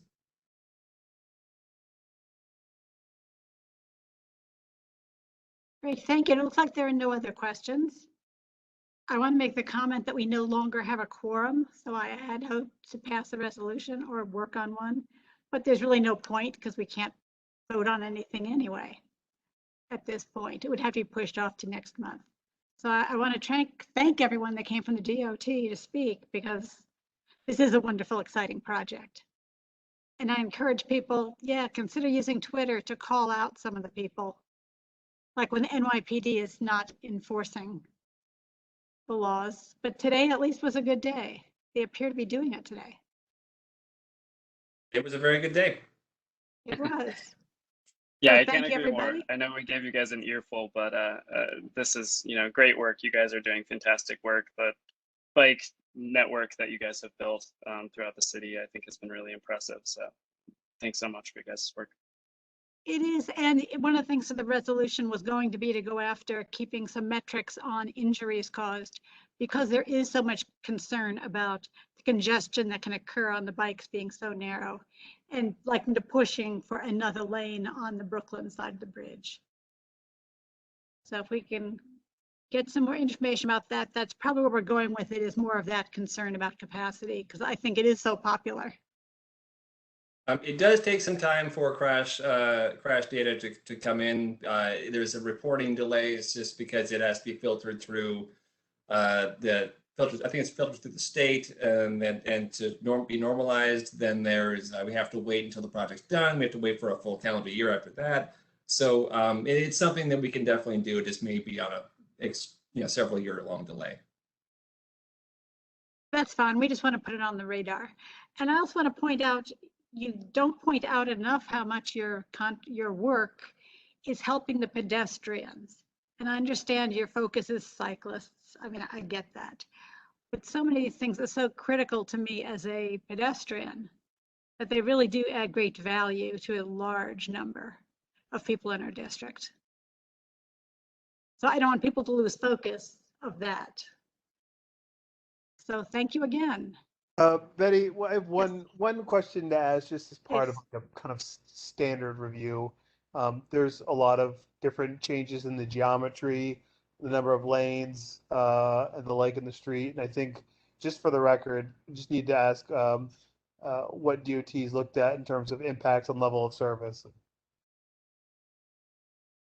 Yeah, so we did a full traffic model on both of these streets here, and I mean the biggest issues are actually the Brooklyn Bridge. That is where a lot, like the Chamber Street intersection. That is we have to do more analysis on that, just because we did just change it. But north of Center, north of Chambers on Center, where we'd be reducing capacity by a lane. We're able to do that without just basically like the amount of the effect on level of service of vehicles is within a tolerance that we can accept as being safe and not causing too much congestion for us to be able to remove a lane. Let's just put it that way. Further north of Canal, it's a little bit fuzzy, just because we are getting further and further away from where the Brooklyn Bridge change has been made, which is why we want to redo that analysis so we can have the best facility possible. But yeah, we have done our due diligence in ensuring that the changes that we are making are not going to just cause like undue congestion of vehicles that are there by going from 3 lanes to 2 south of Worth, and then from 2 lanes down to 1. Part of that's also due to adding the left turn treatments at these intersections, so that we're able to allow for turns and keep the through vehicles moving as well. And Patrick and Kimberly, Jennifer, everyone else, I just also want to say, as a person who works every day in 1 Center Street, we had been asking for a long time for some traffic calming for that intersection. The velocitation for vehicles that come off the bridge really,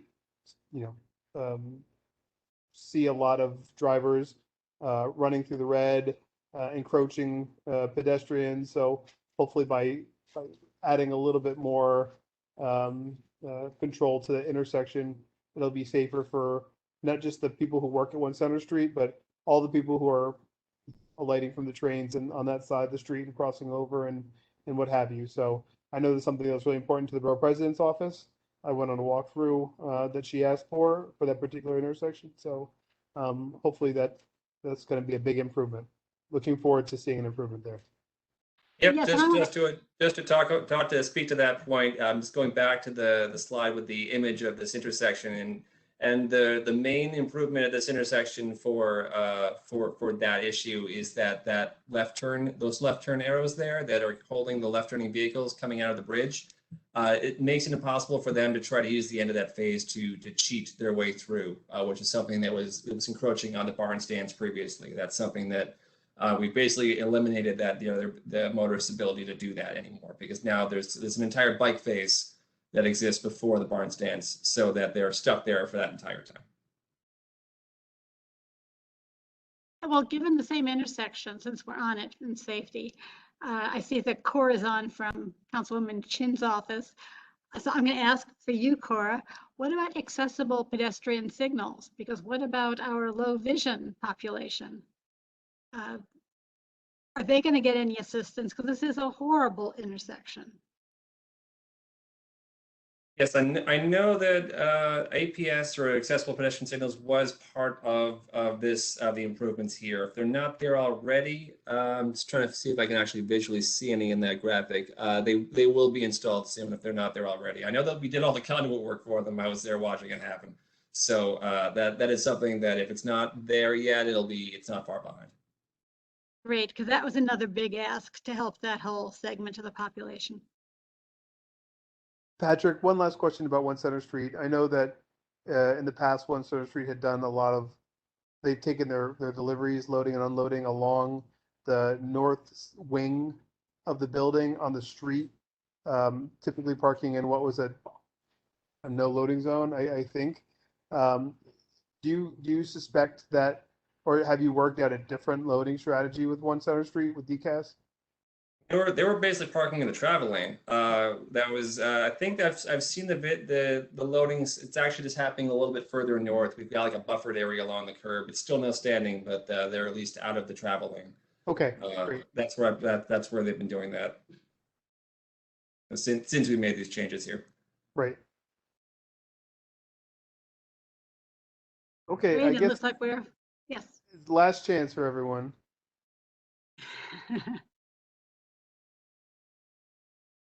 And a final thank you, and you're free to have your evening to yourself. Thank you, Kimberly. Thank you, Patrick. Thank you, Jen. Thank you all so much. Yeah, big thanks to the whole team. Thank you guys. And Michael, if you want to take the screen back. Yes, I can. I might need to ask Lucian to give me back those privileges. Sure thing, man. Sure thing. There we go. Glad. Bye-bye. Bye. Bye. Thank you. Good luck in September. Thanks. And yes, to everyone else, I still would like to do a resolution. We will have to wait until at least next month, but don't think it's going to be forgotten. And it's more to reinforce and go on the record, because I do regret some other times when we just didn't go on to the record with some of the things we wanted done. Sure, and I just wanted to know Lucian had a great idea. Oh, go ahead, Betty. Sorry to cut you off. Michael, if you want, I want to acknowledge your picture here. If you'd like to tell Oh me yes, that's all I wanted to do. Yeah, so this is the current state. You guys can look up. So DOT has traffic cameras throughout the city, and there's a few that you can actually see the live feed from. This was Lucian's idea, but this is the current state of the Center Street bike lane, and it looks pretty clear, which is great.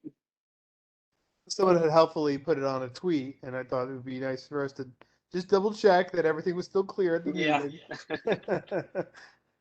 Oh, look, there's some bikes coming. There they go. Okay. This is thrilling. All We right. should have this live cam up for every meeting. I agree. Hey, for those of you who don't follow Twitter, I had no idea how many things are monitored and kept track of. and how much is stated and giving you up to the minute. So I'm glad to hear Kimberly Rancor even admit that DOT and those do monitor it, and they do. I've seen them respond to people on Twitter. So just to let you other people know, may want to consider. Yeah, and if anyone wants to, you can Google your way there, but DOT webcams, and you can just look at any of these guys. But anyways, I will go back to the presentation. Present, and on to our next item. Yes, and Revel, which is canceled, they weren't able to send anyone. But just so people know why they were even interested in coming, for those who've noticed that the TLC has approved 40 of Revel's Tesla taxis, and they are employing their drivers. So it's not a regular strict ride share in that sense. It's more like the taxis, only they're employed. And they will be servicing only below 42nd Street. I've seen the cars around. So they are useful only if you're planning on leaving and getting off within that area, south of 42nd Street. And they're hoping to branch to the whole city, but just so you know, we are one of the first areas where they got started. And go to the next one. And to also let you know, so that I know many people use Revel as being synonymous with moped share, but in fact, Lime is now in the market, and you've probably seen them around our district. They are the competitors to Revel and run very much the same way on an app, around the same sort of cost, a little bit cheaper, I've heard. Next one. So we may hear from them in the future. Wanted to get any comments people had about the 2023 capital and expense budget requests. I did send you copies from last year. If you had any comments about those, Betty, not thank that you so I will much. have any say about priorities, but Sure. nevertheless, if you'd like to, Betty, if I can please. just point everybody to a website. Well, just first, one thing with the Revel item. I think that we're going to be hearing more, especially when we get them back. I'm going to also try to get Lime to come in, because this committee looks at everything from the Michael, that's the co-chair, micro mobility viewpoint all the way up to fleet-wide modalities. So for Revel, it's quite a sea change to have an entire fleet of for-hire vehicles go electric, and they do so with a unified charging base in another borough. But there Brooklyn. are certainly implications to other large fleets that serve the borough of Manhattan and our district specifically. And so it's something for everyone to keep their eye on, because the electrification is certainly going to be a chicken and the egg game. So this is probably one of the factors that's going to push the threshold over. But getting to budget, Michael, if I could have you flip a window, because I want to be able to talk you through it, so I can talk everybody at home through how to use our budget portal. So if you would open a window to budget.mcb1.nyc, you notice that we have subdomains for everything for our stuff. Live.mcb1 is our open meetings portal. Budget.mcb1.nyc is our budget portal. And so this will give you all the information as to what we've requested in previous years. If you scroll down a little bit, I've done my best to link resources for everyone, because the city budget process is similar but not exactly the same as the state or the federal budget process, but it's the one that means really the most to us New Yorkers. So if you just go to the top really quick, almost to the top, you'll see that I have linked to previous years district needs statements. I'll add fiscal year 22 as well. If you go down a little bit, I explain that that's right. That's our district needs statement. You go down, I've put explanations to the expense and capital budget and then why they're different. Capital are essentially is really high value items, usually things that last for the lifetime of bond money. So usually around 30 years. So like everything from vehicles and above, and expense is typically salaries or soft costs. Of course, it gets a little bit more complex than that, but I urge you to click those links and read about the differences.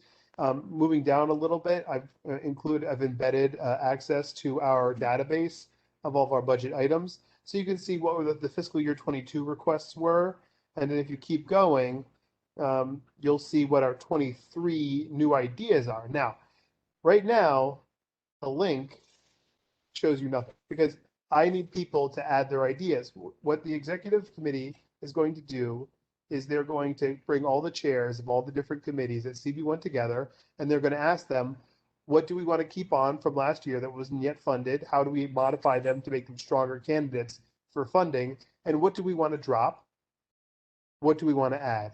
And we are asking the public and our members to all put their ideas in because next month is the last chance for this committee to discuss new ideas to bring to the executive committee and have them vote on it.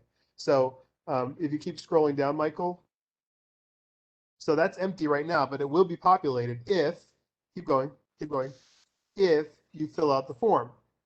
And the form, unfortunately, it's just down a little bit more, but you'll put the committee of origin there, your idea, you'll click, fiscal year 23, and then you'll submit it, and it will pop up on the list above. Right, so yeah, he's going to go to transportation. We can put an idea in right now. Okay, so let's see. Definitely DOT. Can we do it? Yeah. Yes, because We I can went do in to it. try to do that and it wouldn't allow me to. Oh, really? Oh, really? Okay. Do we have a request that we want to put in? Well, Michael, this is a personal thing. If you have a request that has been on your mind that Oh man, put me on the spot. I have a request. Can I go? Oh, Mindy's got one. What do you got? Please, can I go? Well, Yeah. it's more for quality of life, but I'm on vacation next week, so I can't go to that committee. Can we get bathrooms outside somewhere? Oh, perfect. I love it. I want bathrooms so badly, and I've been doing a little bit of research about Parks was actually doing that. bathrooms. Oh, really? Yeah, we just need them. do Rosa and DOT I were walking because around the other day, and it was just there's terrible. a bunch of bathrooms that they're supposed to put in, and the DOT owns them. So definitely do DOT for this one. Oh, DOT? Okay. Yeah. So yeah, public restrooms. Yeah. Doesn't do you need want it? explaining. Yeah, sure. We all need them. Cool. Well, Everyone's you got have to to go. justify your All right, location. now click 20. Yeah, click those because those are necessary to code it correctly. And then first fiscal year 23, and then location. If you don't put anything in there, I'll just assume it's around the district, and then hit submit. District wide. Yeah. Mm-hmm. Great. Okay. So now, if you reload the page, it should bring the record up. Let's see. Let's see.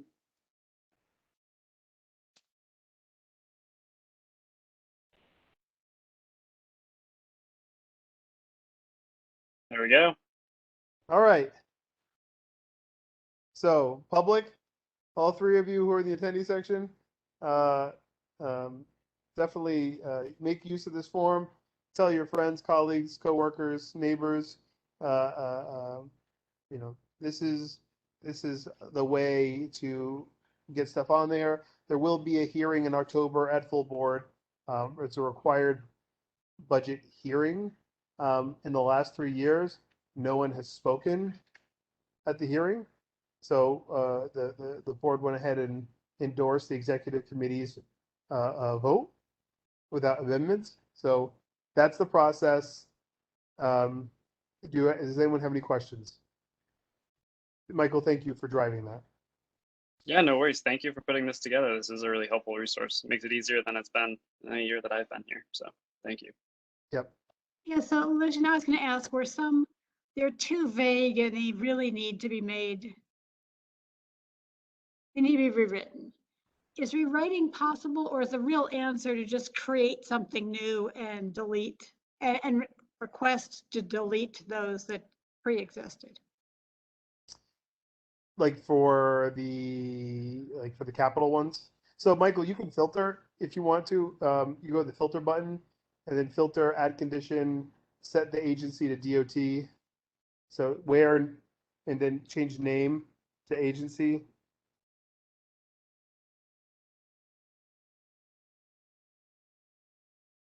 Yep. So you'll see all the DOT related ones. If you hit the X or yeah, that you're right, you're right. There's a couple, if you scroll to the right a little bit, you'll see some other columns. And then you'll see the status, and it's basically the agency griping at us why they're saying no. And sometimes they're like, oh, we need more information, which is like, okay, fine. But a lot of times, like roadway maintenance, for example, pothole repair, resurfacing, that's referring to the cobblestone streets. A number of years ago, Cora, Jennifer Leung, and I, we walked every single cobblestone street and made a list of every single one that needed to be rebuilt. DOT said, well, this needs to be kind of put together as one big capital application. So we said, okay, all the streets. And like, now you have to be specific. So then we broke out all the streets, and now they're saying it's unclear. So I don't know what it is they want from us. DOT certainly knows what the issue is. We talk to them all the time about it. They're waiting to put together a capital package of cobblestone streets. So for this one in particular, I mean, I think it's just like maybe whichever, public servants on the other end of this doesn't know how to code it, but I think that our request is being heard in a different channel. So I'm not sure what to tell you, Betty, because it's so bizarre that we've been asked to do it 3 different ways already. Well, I was going to say their answers were varied by the year as well for the same request. Yeah. Right. But there are some that are legit, more information needed. I think that's probably, repair, provide new streetlights. We probably need to keep expanding the specificity of where exactly the streetlights are that we want to be repaired. And if we can't pull that list together, then we should just drop it for this year until that list is put together. I agree. And with things like the crook lamps for the historical district, they have said on one of the years that those really go to the council person for their Right. discretionary funds. The Right. DOT really does not do that. So Right. those are some where they probably should just be dropped as a request using this mechanism. Yeah. So it's like alchemy a little bit, except it's hard to make. It's probably harder than alchemy to make gold out of it. But there are some items where, I mean, there's a lot of this is symbolic, where we are saying, well, this is something aspirational that we want, and it's important to hold it on there for some of those reasons, even if they're rejecting it for silly or different reason, differing reasoning every year. But the reality is that we only do have a certain number of these that we can put forward. Anything more, they'll stop taking it seriously. And I'll have that solid number for this year in the following month. But we do need to be selective. Thank you, because last year's number was about double what the borough president's office in their presentation said the limit should be.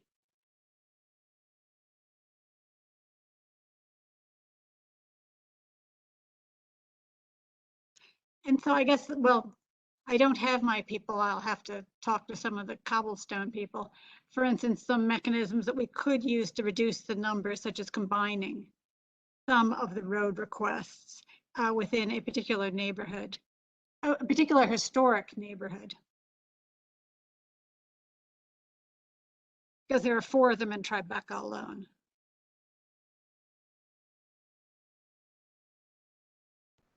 Yep. Any questions here about the system? About budgeting? It is, if you were to, kind of separate the most important roles of the community board into pillars, the budget is one of the pillars of the community board. There's land use, there's a community touch point, there's SLA, but this is one of the pillars.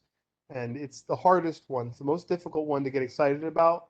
But in effect, you control the money, you control everything. So if we don't comment adroitly on how we think the money should be spent in our district, then we are leaving a lot of commentary and power and direction to all of our elected officials and the agencies on the table.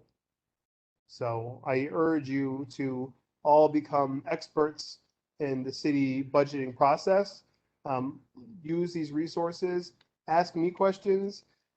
If you have extra time and you want to attend meetings between the district managers and the agencies, let me know. If there's no one else, if there's no chairs who are attending a meeting, I'm happy to bring you with me.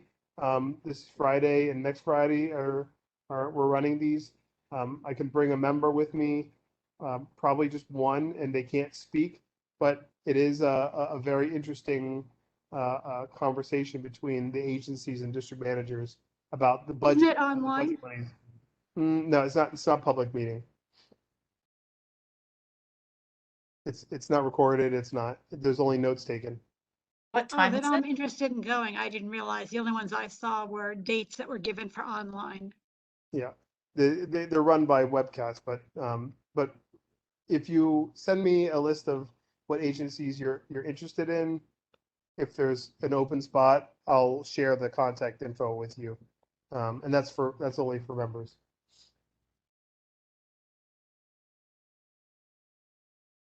Yeah, hi, this is Eric Yu. Pardon, when I first came on, I didn't get your name, and I think I'll have some follow-up questions for you. Sure. Eric, I'm Lucian. I'm the district manager. Oh, great. Yeah, I'll Thank you. put my email in the chat so you can email me. Thank you, Lucian. Yeah. I have a question. This is Rosa. Hi. Regarding the status, there are several status items that are just blank. Yeah, I have to go through. There's a lot of this is data entry, and I had interns this summer doing a lot of the data entry. So I think there's just a couple I need to punch in. So I'll probably finish that up this week. Ah, I okay. noticed that as well when I was making sure that everything was ready for tonight. Okay, thank you. And then what's inputted in CDP? What's CDP? That's City Department of Planning? DCP? No, there's Oh, one, DC. it says Is it input column? in CDP, and then the next one beside it is DCP type. Sorry, hold on, let me get to it. It's column K. Yeah, Yeah, that's right. maybe that, I don't know. I think I have to double check, but DCP is the one. The Department of City Planning is the agency that ultimately compiles all of the budget requests citywide.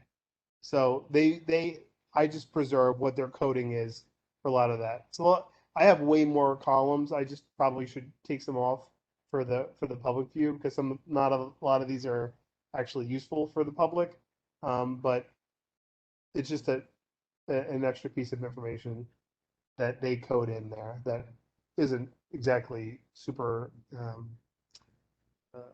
Lucian, is that the community district profile that the Department of City Planning aggregates the I data have to go to for each? metadata. I have to go to metadata and look it up. Okay. I don't want to tell you. I don't want to guess. But it could be. Very well may be. But I have to go to the original data set and look at the metadata to tell you exactly what that column is. Is there also a report that tells us, from year to year, what of our budgets requests have been approved and the dollar value of the Hold on, approvals? let me see. I think I uploaded it and I can give you a download link to that entire folder. Give me 1 second. I think I can get you that level of specificity. School year 22.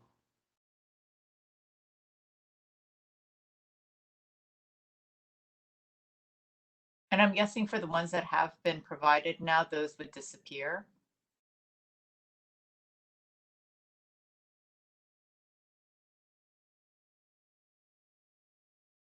So what, You mean- if you look at the last year's stuff, some of those do say funded. Right. But right now it's filtered down to DOT, and so we didn't Right. really get what we wanted out of DOT in terms of these budget items. Though we do get our way with DOT for other things. But if you looked at some other agencies, you would see this is funded in the budget. This is funded in the budget. We will do this. We'll accommodate this with existing funding. So there's a lot of different categories for, yeah, this is funded. Right. Yeah, DOT does a lot of, we'll try to accommodate this within our current budget. Right. For the smaller items, not the capital ones, obviously. But I want to also advise people that it's been said in the past by DOT and others, it really helps if there are resolutions in advance of asking for capital expenses, which I thought was like 35 or 40,000. There was actually a dollar number that was thrown around.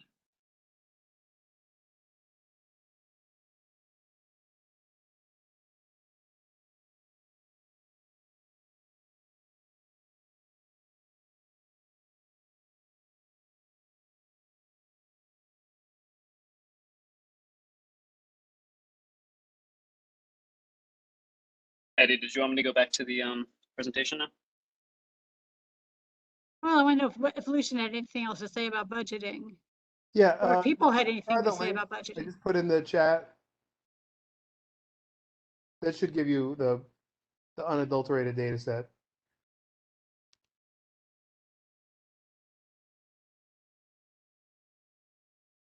That you can download and sort yourself.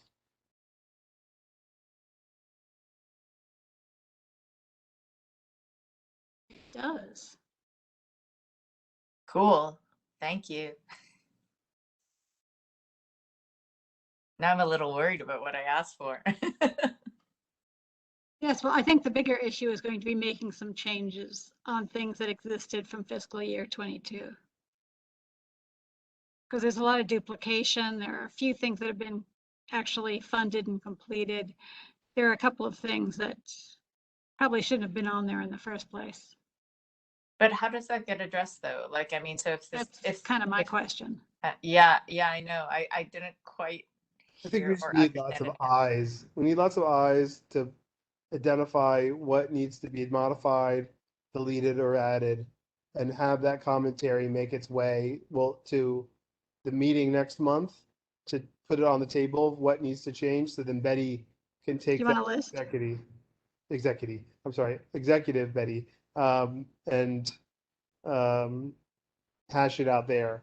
Of course, everyone's invited to attend the executive committee meeting as well, but that's typically how it's done. And the more important thing to do is to demand that, you know, this item gets a lot of time and attention, because it's easy for it to be overwhelming if it's kind of put to one meeting. That's why I'm trying to have it be discussed over 2 meetings, this month and next month in executive.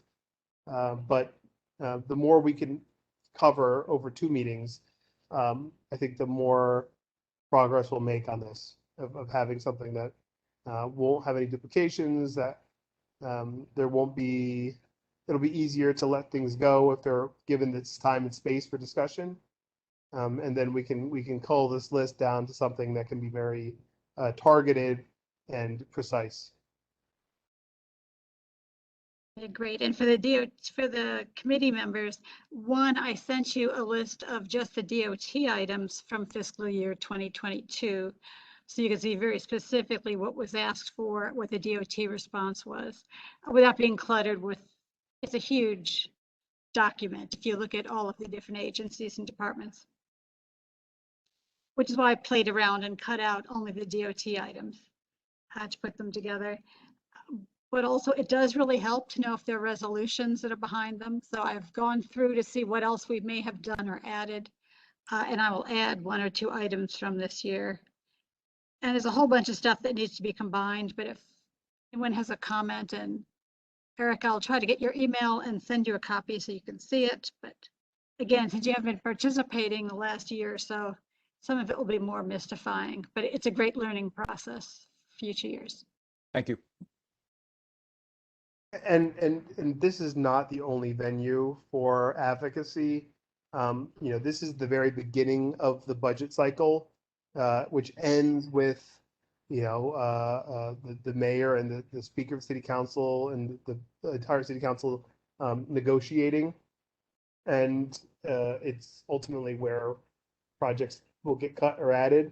And so the more support a project gets from lots of voices, the more that one or more council members will put their foot down and say this is something that needs to make it into the budget, including your humble community boards base budget, so we can have more people working for you all. So just keeping that in mind, that's a recurring budget request. Yes, and why I encourage everyone to keep their eye on resolutions for things that you want, because that's kind of giving a heads up to the council members before they get it as a budget request. But also there are some things that are better mechanisms.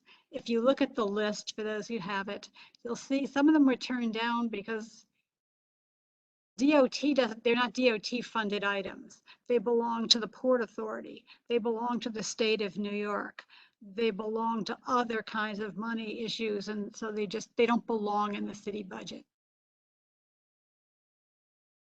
So are you saying that essentially if they are assigned in this document as to the wrong agency, it essentially just dead ends right there rather than being reassessed or reassigned to the correct agency? That's right. They'll say, no, not ours. Try again next year. Could we just make duplicates with all the agencies or add multiple agencies to a request? We could just That's why try they to put get it right. limits on things. We Yeah. already have way too many requests. People A just lot have of to get these a are- lot smarter and strategic about what they want and who's Yeah. responsible. A lot of this is peeling the onion. Well, you look at an asset and you'll say like, oh, like DOT maintains it, but it's not DOT's, or sanitation, or it's usually DOT. Like you'll see DOT maintaining something, but ultimately, the jurisdiction of it is with a different authority, and they have an MOU where DOT maintains it. So even though by all observations it looks like it's DOT's, it's not. So it's something like there are things like that where you'll strike out and you'll say, well, whose is it then? And then you dig a little deeper and you'll say, oh my gosh, this is complex mechanism, and then you have to tune it again for the next year.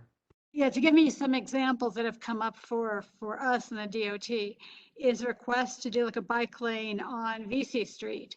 Well, the Port Authority controls the street. Asking to do something with the Greenway on the Hudson River, that belongs to the state of Illinois, not the city of New York. Same thing with Route 9A. It's not exactly budgetarily belonging to the city. When you go into Battery Park City, it gets a little more confusing because if the authority doesn't make it a responsibility of what they want, it doesn't matter so much what the community board asks for, because there's a lot of cost sharing that goes on with the authority, which makes that neighborhood just different. Yeah, and a number of the streets in the Battery Park City Authority are maintained by DOT, but they belong to the authority.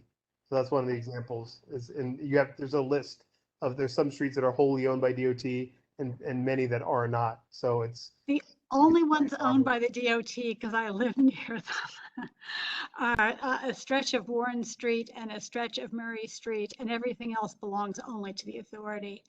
Although technically they have to follow the rules of the DOT and get clearance through the New York City DOT, the Battery Park City Authority is responsible for asking for things and paying for them.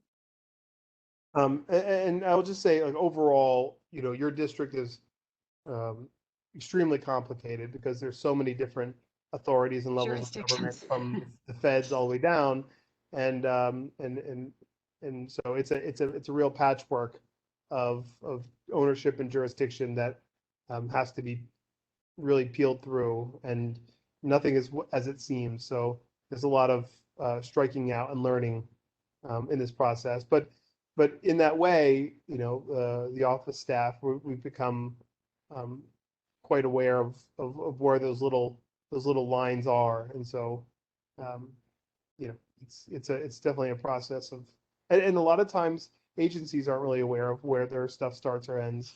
You can ask DDP about that. They open the street and they're like, what is this?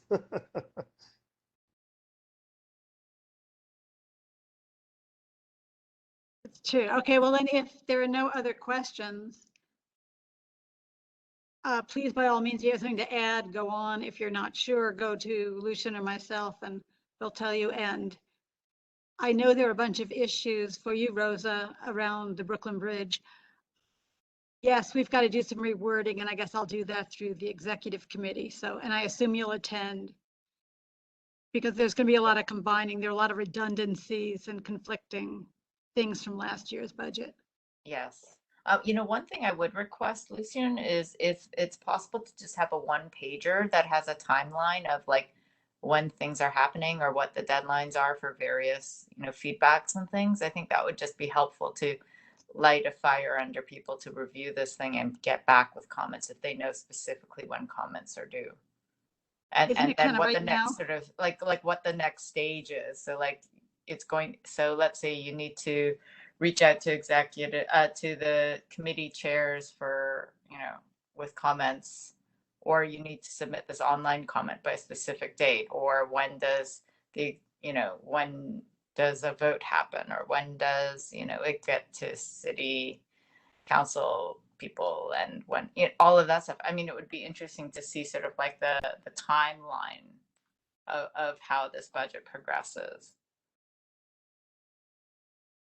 But especially for us in the community board to be able to sort of understand, well, when do we have to do our review and get anything back to anybody? I think that Well, would be. Lucian, didn't you say September and October at executive committee, we're going to be working on setting the priorities? Yeah, I would say that. It's like now. Yeah, so from now, on the last possible moment would be the October executive committee meeting. And you could certainly, you know, speak during the budget hearing, if there's anything left to be said or done, to be considered by the full board. But the time is now. The time is now, and to really get into the nitty gritty of it, you should have everything submitted before October's transportation committee meeting, so the committee can review all the requests, and Betty can bring that organized information to October exec. It certainly isn't the last possible moment you could do it, but really to have it fairly weighed with all the other stuff that's DOT or otherwise transportation related, I would definitely do it before transportation in October. Yes, and keep in mind the MTA is state, it is not city, so don't talk to me about MTA issues because but the wrong tax jurisdiction. city. So anything TLC, definitely. That's right, one. or bus lanes or things like that. Yeah, bus for lanes. city. Yeah. Okay, and then how do priorities get set? You were saying that happens amongst the co-chairs at executive, but then you were also saying that there's the budget meeting where I'm guessing the budget meeting is open to the public, and you said last year that nobody spoke, but could you explain a little bit how that works? No, the budget hearing. The hearing is a charter required thing. So if the public wants to weigh in on what the executive committee has voted on, because if you look at the draft resolutions, that'll be there, and the whole list will be there in the draft resolution. So if someone wants to go to the full board meeting after the public session, when you go into the business session, the chair will open the budget hearing. And every year that I've ever been involved in any community board, the chair opens the budget hearing, a couple cricket noises, and then they close the budget hearing. And you know, it's just, that's been my experience. It's certainly not, we certainly would like to hear people speak about it. And there is more conversation at exec. It could be that everyone kind of is heard at the executive committee meeting, so there's not much more left to say at full board. But the other thing I was talking about was the borough budget consultations. And that is something that's organized by all the district managers of each borough. And they bring the agencies in front of them to talk about their budget expenditures, capital and expense in the borough. So, you know, HPD would talk about, this is how much money that we're doing for our different programs in the borough. Parks would say, this is how much we have set aside for operations. This is how much we have set aside for new parks or this program or that program. You know, Parks Without Borders. DDC would say, this is how much money that we're investing in Water Tunnel 3 construction in Manhattan. So that's the kind of thing that you would hear there.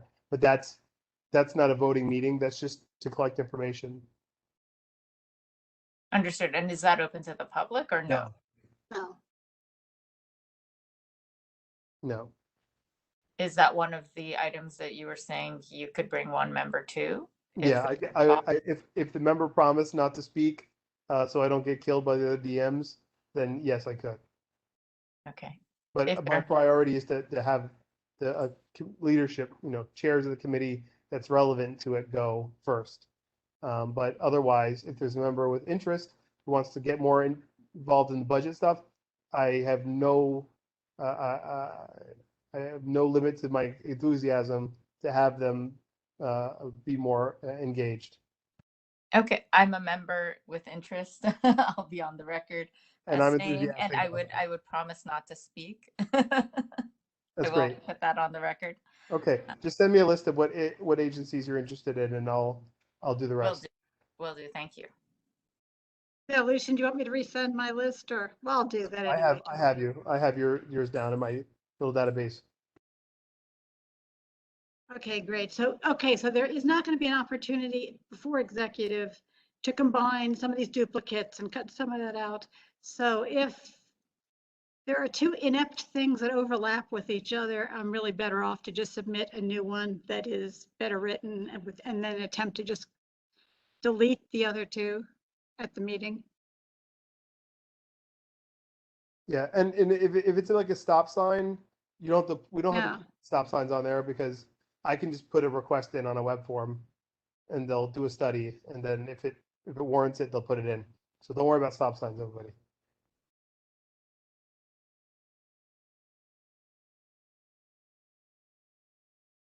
Great. Well, it looks like there are no questions. I'll let people get on with adding things, and we'll look at Michael, if you'll share. I think there's just one last item. I'm gonna take the presentation controls really quick. Michael has to step away. Let me just pull up your slides really fast. Oh, it was the equity issue. Yes. Yes. Why can't I think of what it is? Okay. Just send here.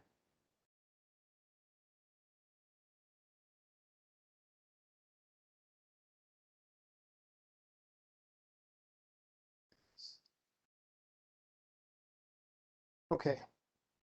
Okay, each of the chairs were asked, each committee was asked by the chair, Tammy, in other words, to put together a list of questions that committee could use to improve equity and inclusion on the kinds of projects and requests that come before that committee.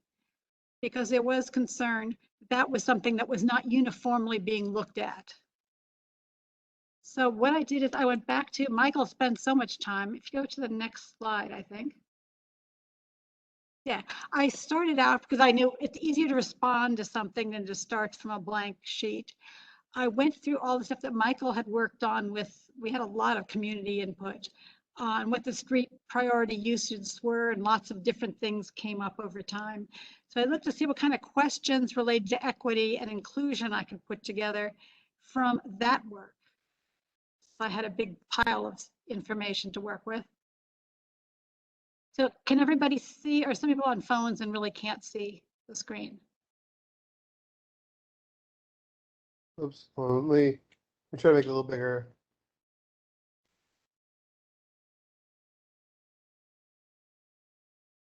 Is this better, Betty? It's fine for me. That's why I asked about people like Rosa, you're on a phone. On a really big iPad. I can see everything great, but thank you for thinking of me. Okay, thanks. Deb, are you okay with that too? Well, let's get started with it anyway. To start out, one, I'd be interested in knowing what you think about comments or adjustments that could be made. This is really just a starting point. Not that I'm looking to add a whole lot, so you don't have to feel like you have to make stuff up to stretch your mind with it. But does it start to capture the issues of, are we really thinking of everybody and how to do it?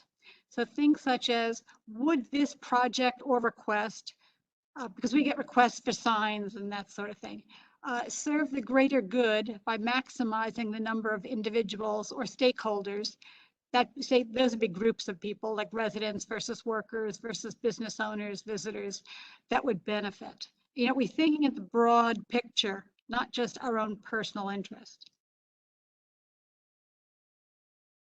Any comments that would improve? No particular problems with that question? It's clear to you? It's worthy to you? I think the first one's actually excellent, and it immediately made me think back to the very long discussion we had last night at land use, specifically related to this, which is, you know, the zoning question, the zoning text amendment for use of streets for restaurants, etc. And yeah, no, it's super clear. It's great. Because that's how we do these kinds of things. And this was one of the points that kept coming up over and over in those discussions that Michael led, which I think went on for 3 or 4 months. Betty, now I may be jumping the gun, but I wanted to just, I think this is a really great opening line. And just to focus on the equity and the inclusion aspects of it, you know, we maximize the benefit, but there are those who need more benefit to kind of be brought up to kind of what the baseline level is, whether it's access or safety or, you know, whatever the project goal is. So do we have to kind of add to kind of bring that equity, you know, that little Don't bit the in? next questions do that? Because I'm a big disability advocate. Or I'm not getting ahead of myself. I just want to make sure that just for the benefit of the committee, I want to make sure that that's being captured. Yes, well, let's go on to others to make sure, because that is kind of the crux of it all. So you're right, that's an important issue to cover. So one, it's look at the greater good, and we can reorder this to reflect that issue as well, such as moving this to maybe the last slot. But the next question is, how might different groups be impacted? Because again, not everyone's affected the same.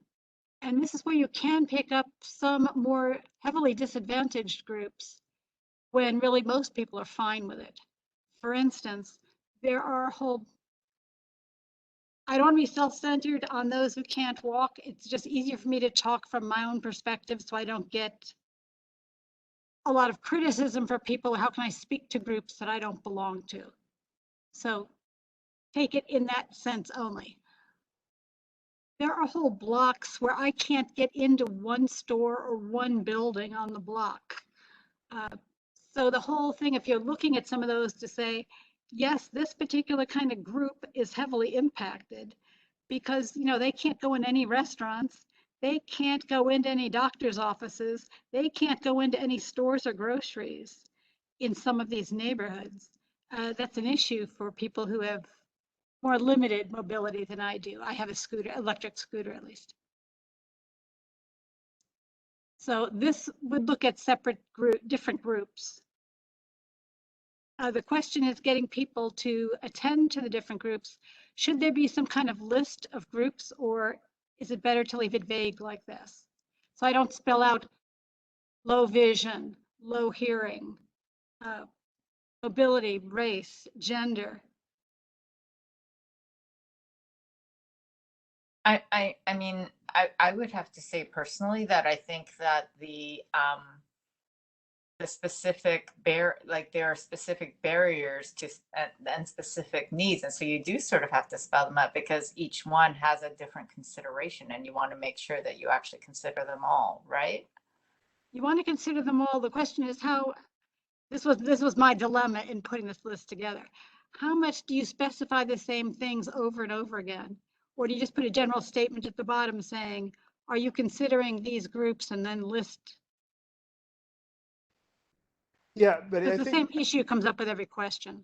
there's a lot of utility in listing out the different groups, because for something as specific as transportation, I think that there are a lot of groups that are recurring in terms of being on the short end of the stick for a lot of different projects, ideas, or resolutions. So, kind of being able to run through the list and say, does our resolution respect the needs of the hearing impaired, the visually impaired, the mobility impaired, of those who, can't afford a vehicle, for those who need their vehicle to get someplace, for example, and so as long as you can kind of run through and say, like, is this, are we doing the best for, for these groups in terms of for equity, and however you want to make that list, then I think it's going to be easier to not avoid the hard questions, because there will be times where there'll be resolutions that,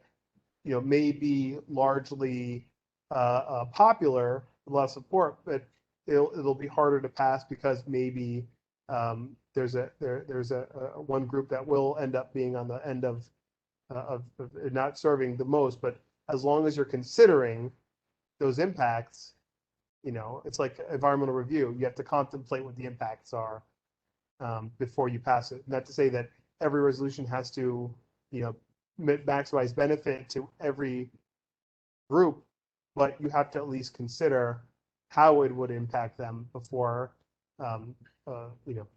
voting.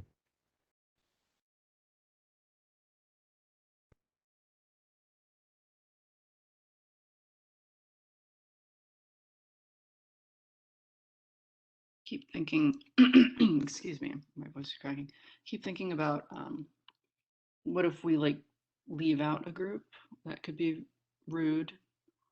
If there was like a guideline for how we can have groups and then have something at the end that is more general, like, access for all, or providing transportation for all, or something that could sort of guide our thinking of what our goal is ultimately. Like it seems that in the transportation committee, like we should be providing access to all, right? Like you should be able to reach all of the storefronts. It seems that store owners have a vested interest in that as well.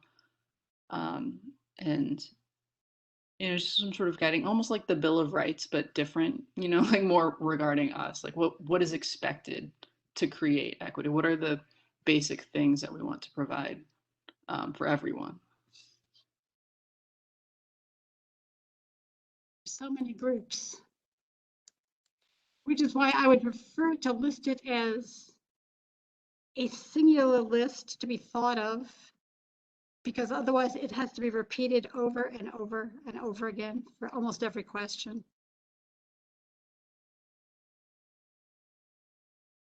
Let me start with some of the groups that I can think of special focus, because I may be missing them already, kind of leading up to Mimi's comment. But there's the visually impaired, which really frightened me when I think of stoplights, and I can't imagine crossing streets if I couldn't see. The hearing impaired, the mobility impaired, the cognitively impaired, low income. I can make that low/moderate income, because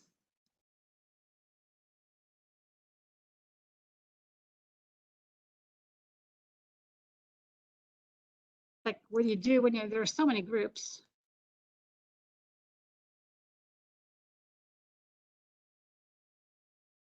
Sexual identity, race, cultural identity.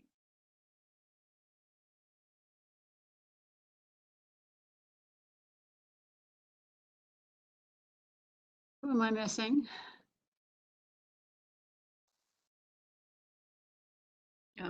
Height, potentially, for our purposes. I feel like You know what? Let me put size. Why? Because I've heard things from obese, for instance, who are very concerned. So it's height and width complaints I've heard, where things are kind of made for a one size fits all, and it certainly, we all know it doesn't from our own experiences. But I'm also going to throw time of access because, especially for transportation, those who are essential workers and working, at 3 a.m. certainly experience a much different transportation system than people who are working during the day and, have huge barriers to being able to move around the city like those who move around during the daytime. yes, in general, I put time of day issues, day being very broad, 24 hours. And the reason I bring that up is if you have people who work a swing shift, you do have people who work a night shift, but it's kind of the opposite for them if they're dealing with construction or noise. Because when everybody else, when they're trying to sleep, is when other people say, "Ah, that's okay to be noisy then. Everybody's awake." Well, they're not. Or didn't want to be.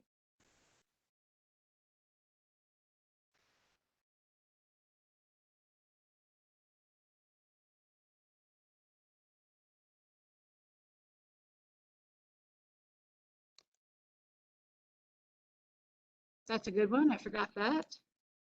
Anything else? Oh, Well, and Lucian, just so you know, I'm typing on the next slide. oh, okay. I would put in immigration status or Yes. status, but to be clear, immigration status.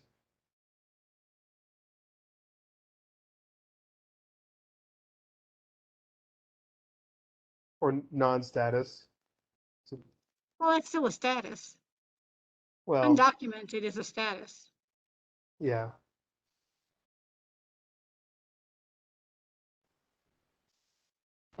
Okay, I'll give it a status.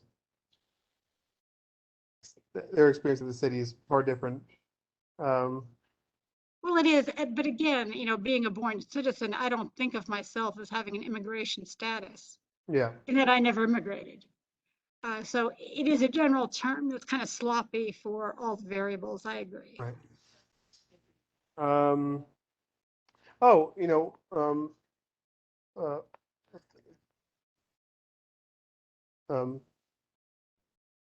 those who are traveling with, many, many members of the family, certainly, especially if it's different generations together, tend to have a hard time with our system.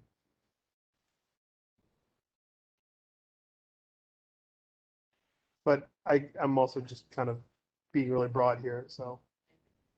That would Okay, make so I have group size, especially if multi-generational. Yeah, so we can also just say generational, because that's certainly a, That's its That's own right. group age, yes. Yeah. I can't believe I missed that one. Given that I belong to one of those groups, but surprise. yeah, because also, like the safety for children, accessibility for children. Let's see. Although it really is all groups. For instance, Right. I would like to see more infrastructure available to school-age children to be able to bike to school. Right. Yet they're too young for city bike, and most of the bike paths, unless they're very protected, aren't safe enough for them to use. yeah, the big bikers could really pummel a small one. So Betty, do you want me to go? You said you're working on a different page. Do you want me to go to a different page? If you want to, it's the next slide, but that's merely adding what the groups are. I see. Mhm. And the question is that just added as a star to these questions? I think that would make sense. That way it's like a variable that you just sort of refer to. but it's understood that it's referred to throughout the entire Right, so document. it starred either as the individuals on the first one or as the different groups impacted on the second one. Rather than adding it to every single question, just star it and put the single list as the starred item. We should consider people that have specific health issues, like not, we don't need to name all of them off, but some health issues, you know, like to my bathroom comments, you know, might need access to, I mean, everybody needs access to, you know, like restrooms, but certain populations need faster access to restrooms. Well, some people have undergone just a pretty horrible treatment and are really not feeling so great either at the moment. So whether they are getting chemo or radiation therapy at the time, whether they're under dialysis. Or pregnant women. I mean, that's, you know, a huge chunk of the population that could become pregnant eventually. The best of my life during that period. I just, you know, the pregnant people that I have known had a need to use the restroom. Oh no, that's a given. That's everybody. Yeah. But yes, that's a period of your life when you know where every bathroom is located.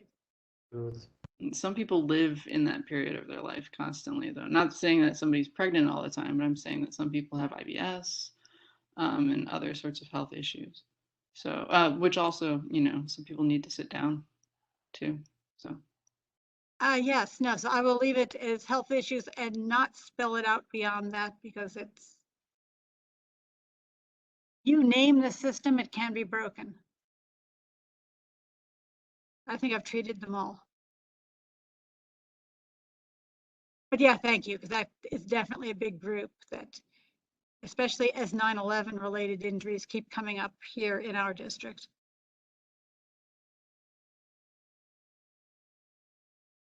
Okay, anything else? Can we go back to the questions? Oh, sorry, that was me that changed that page, not necessarily you. Go back and look at the screen you're looking at. How could barriers to inclusion be minimized? And I think sometimes that is the biggest issue that we're doing. It's how do we? Do we need to add fair fares to it? Do we need to have discounts or ask for them? We don't decide. Do we need to rebalance the space allocations? Do we need to better accommodate wheeled devices, places to rest? Access to bathrooms. Thank you. I like this rebalance space allocations. I think that was really shown today in the bike lane examples. Yes, it is, isn't it?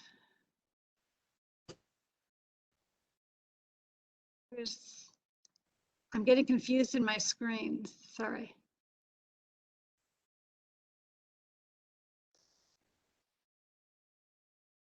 Question I had is, I know that when we were talking about the whole restaurants using the sidewalks thing, you know, this came up, but streets accommodate so many different things, like, sorry, sidewalks specifically accommodate so many different things.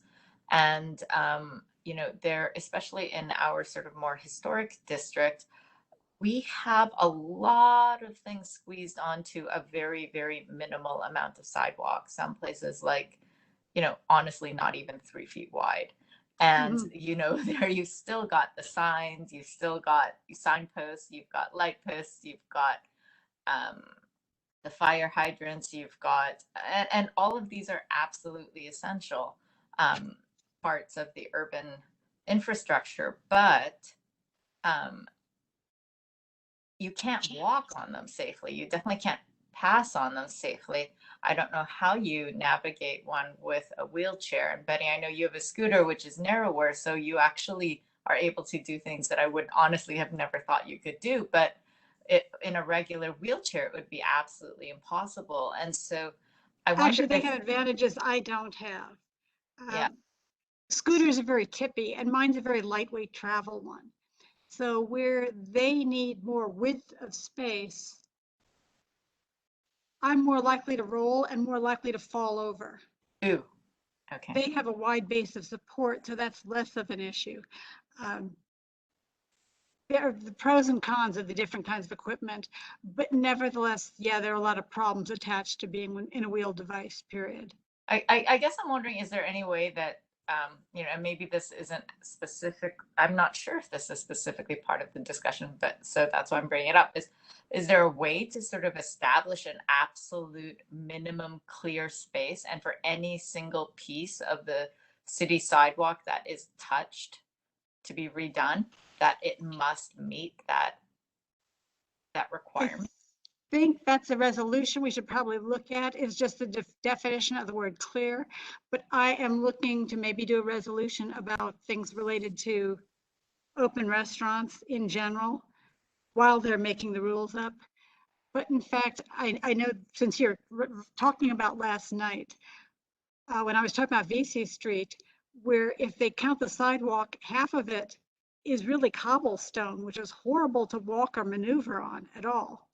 Want you to know, I then got a text amendment, and so it's only 4 feet wide for all the pedestrians, and the rest goes to the restaurants, or it's unwalkable space. And then I got a text from Tammy saying, that's where I fell and broke my elbow on that stuff. Ouch. Well, yeah, exactly. And I think that's the point. There have been lawsuits in the past, but there are many more people, like Tammy's case, where they fall, they break things on that horrible cobblestoney kind of. I know people love the look, but it's horrible to walk on, and there are so many injuries. And I have to replace my equipment so often because as the vendors keep telling me, I can't believe how often you break this stuff. It's like, I'm a terribly hard user because our streets are that bad. But we'll have to play with that idea to figure out what we can do about, but that's going to be an issue around last night's discussion when we talk about more open restaurant space, more permanent plans for it. But that is a big thing that you should realize. It was, now I have Kimberly Rancour on the mind, and it was Jennifer Santinez who was on last night, Deputy Commissioner of DOT. And as she said, the clear space, going with the pictures, the diagrams shown on the DOT website, yes, they do include signs. Yes, they do include bus stops as clear space. Yes, they do include ramps as clear space, and it's not level. But these are the things that have never been cleared up. And I think the areas that have to be looked at, but hence this equity and street priorities. I mean, maybe that's a separate discussion we need to have, but I do think that is something that needs to be addressed, to basically say to the DOT, if you're touching that sidewalk, then you've actually got to make it meet a standard. And the standard of clear space means nothing else is on there and it's actually passable. But well, there are 1,000 issues that are tied to that anyway, but I no, know. I do think something needs to be said. So talking about the barriers to inclusion, if you can think of any others, let me know, but I think this is a good example and we can't be all inclusive. But just to get people to think about, is there a way that that group that's affected could be less affected? How might this affect nearby streets, neighborhoods, or districts? We don't speak to those different groups, but if it's a very local project, they may be in our district anyway. But there is always that look at, are we just shifting the problem from this location to that location? And we should be mindful of that. Is the point, and is it clear? Is it worthwhile?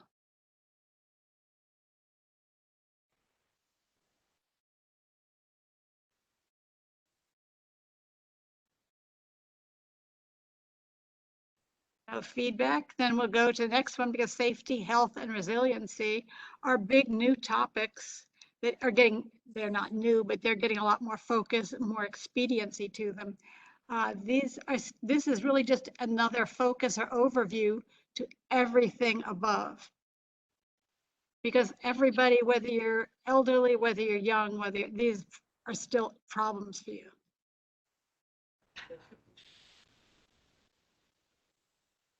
So any feedback would be worthwhile to hear.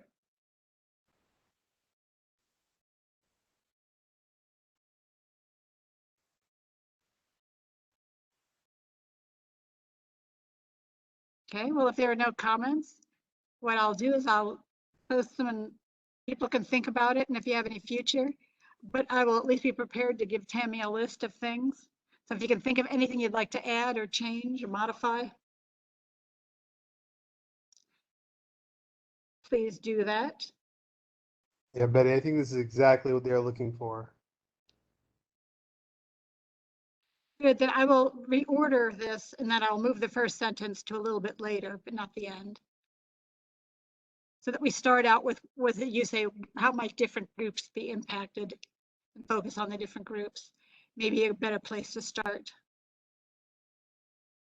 Yeah, and when all this is finalized, we'll prepare like a rubric that will be easy to kind of just look out and kind of scan through and start the discussion with the rubric. And it really kind of,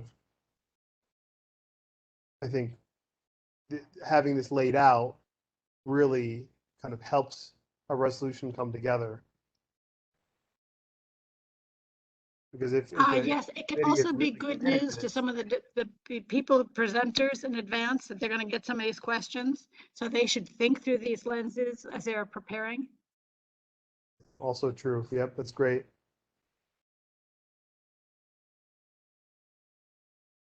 Any other comments then? Because what I will do then is reorder it, put it together and put it in a Google Doc that can be disseminated to everybody, the link to it, so you can at least see it as you want it or comment on it. I'll try to leave it so that you can make comments on it.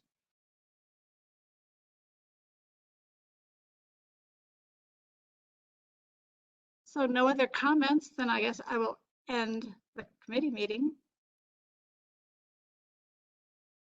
And don't forget to do your budgeting if you have any comments you want to do about budget, any additions you want to make.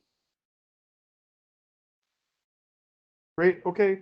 Well, then, Betty, I'm going to stop this recording. Thank you.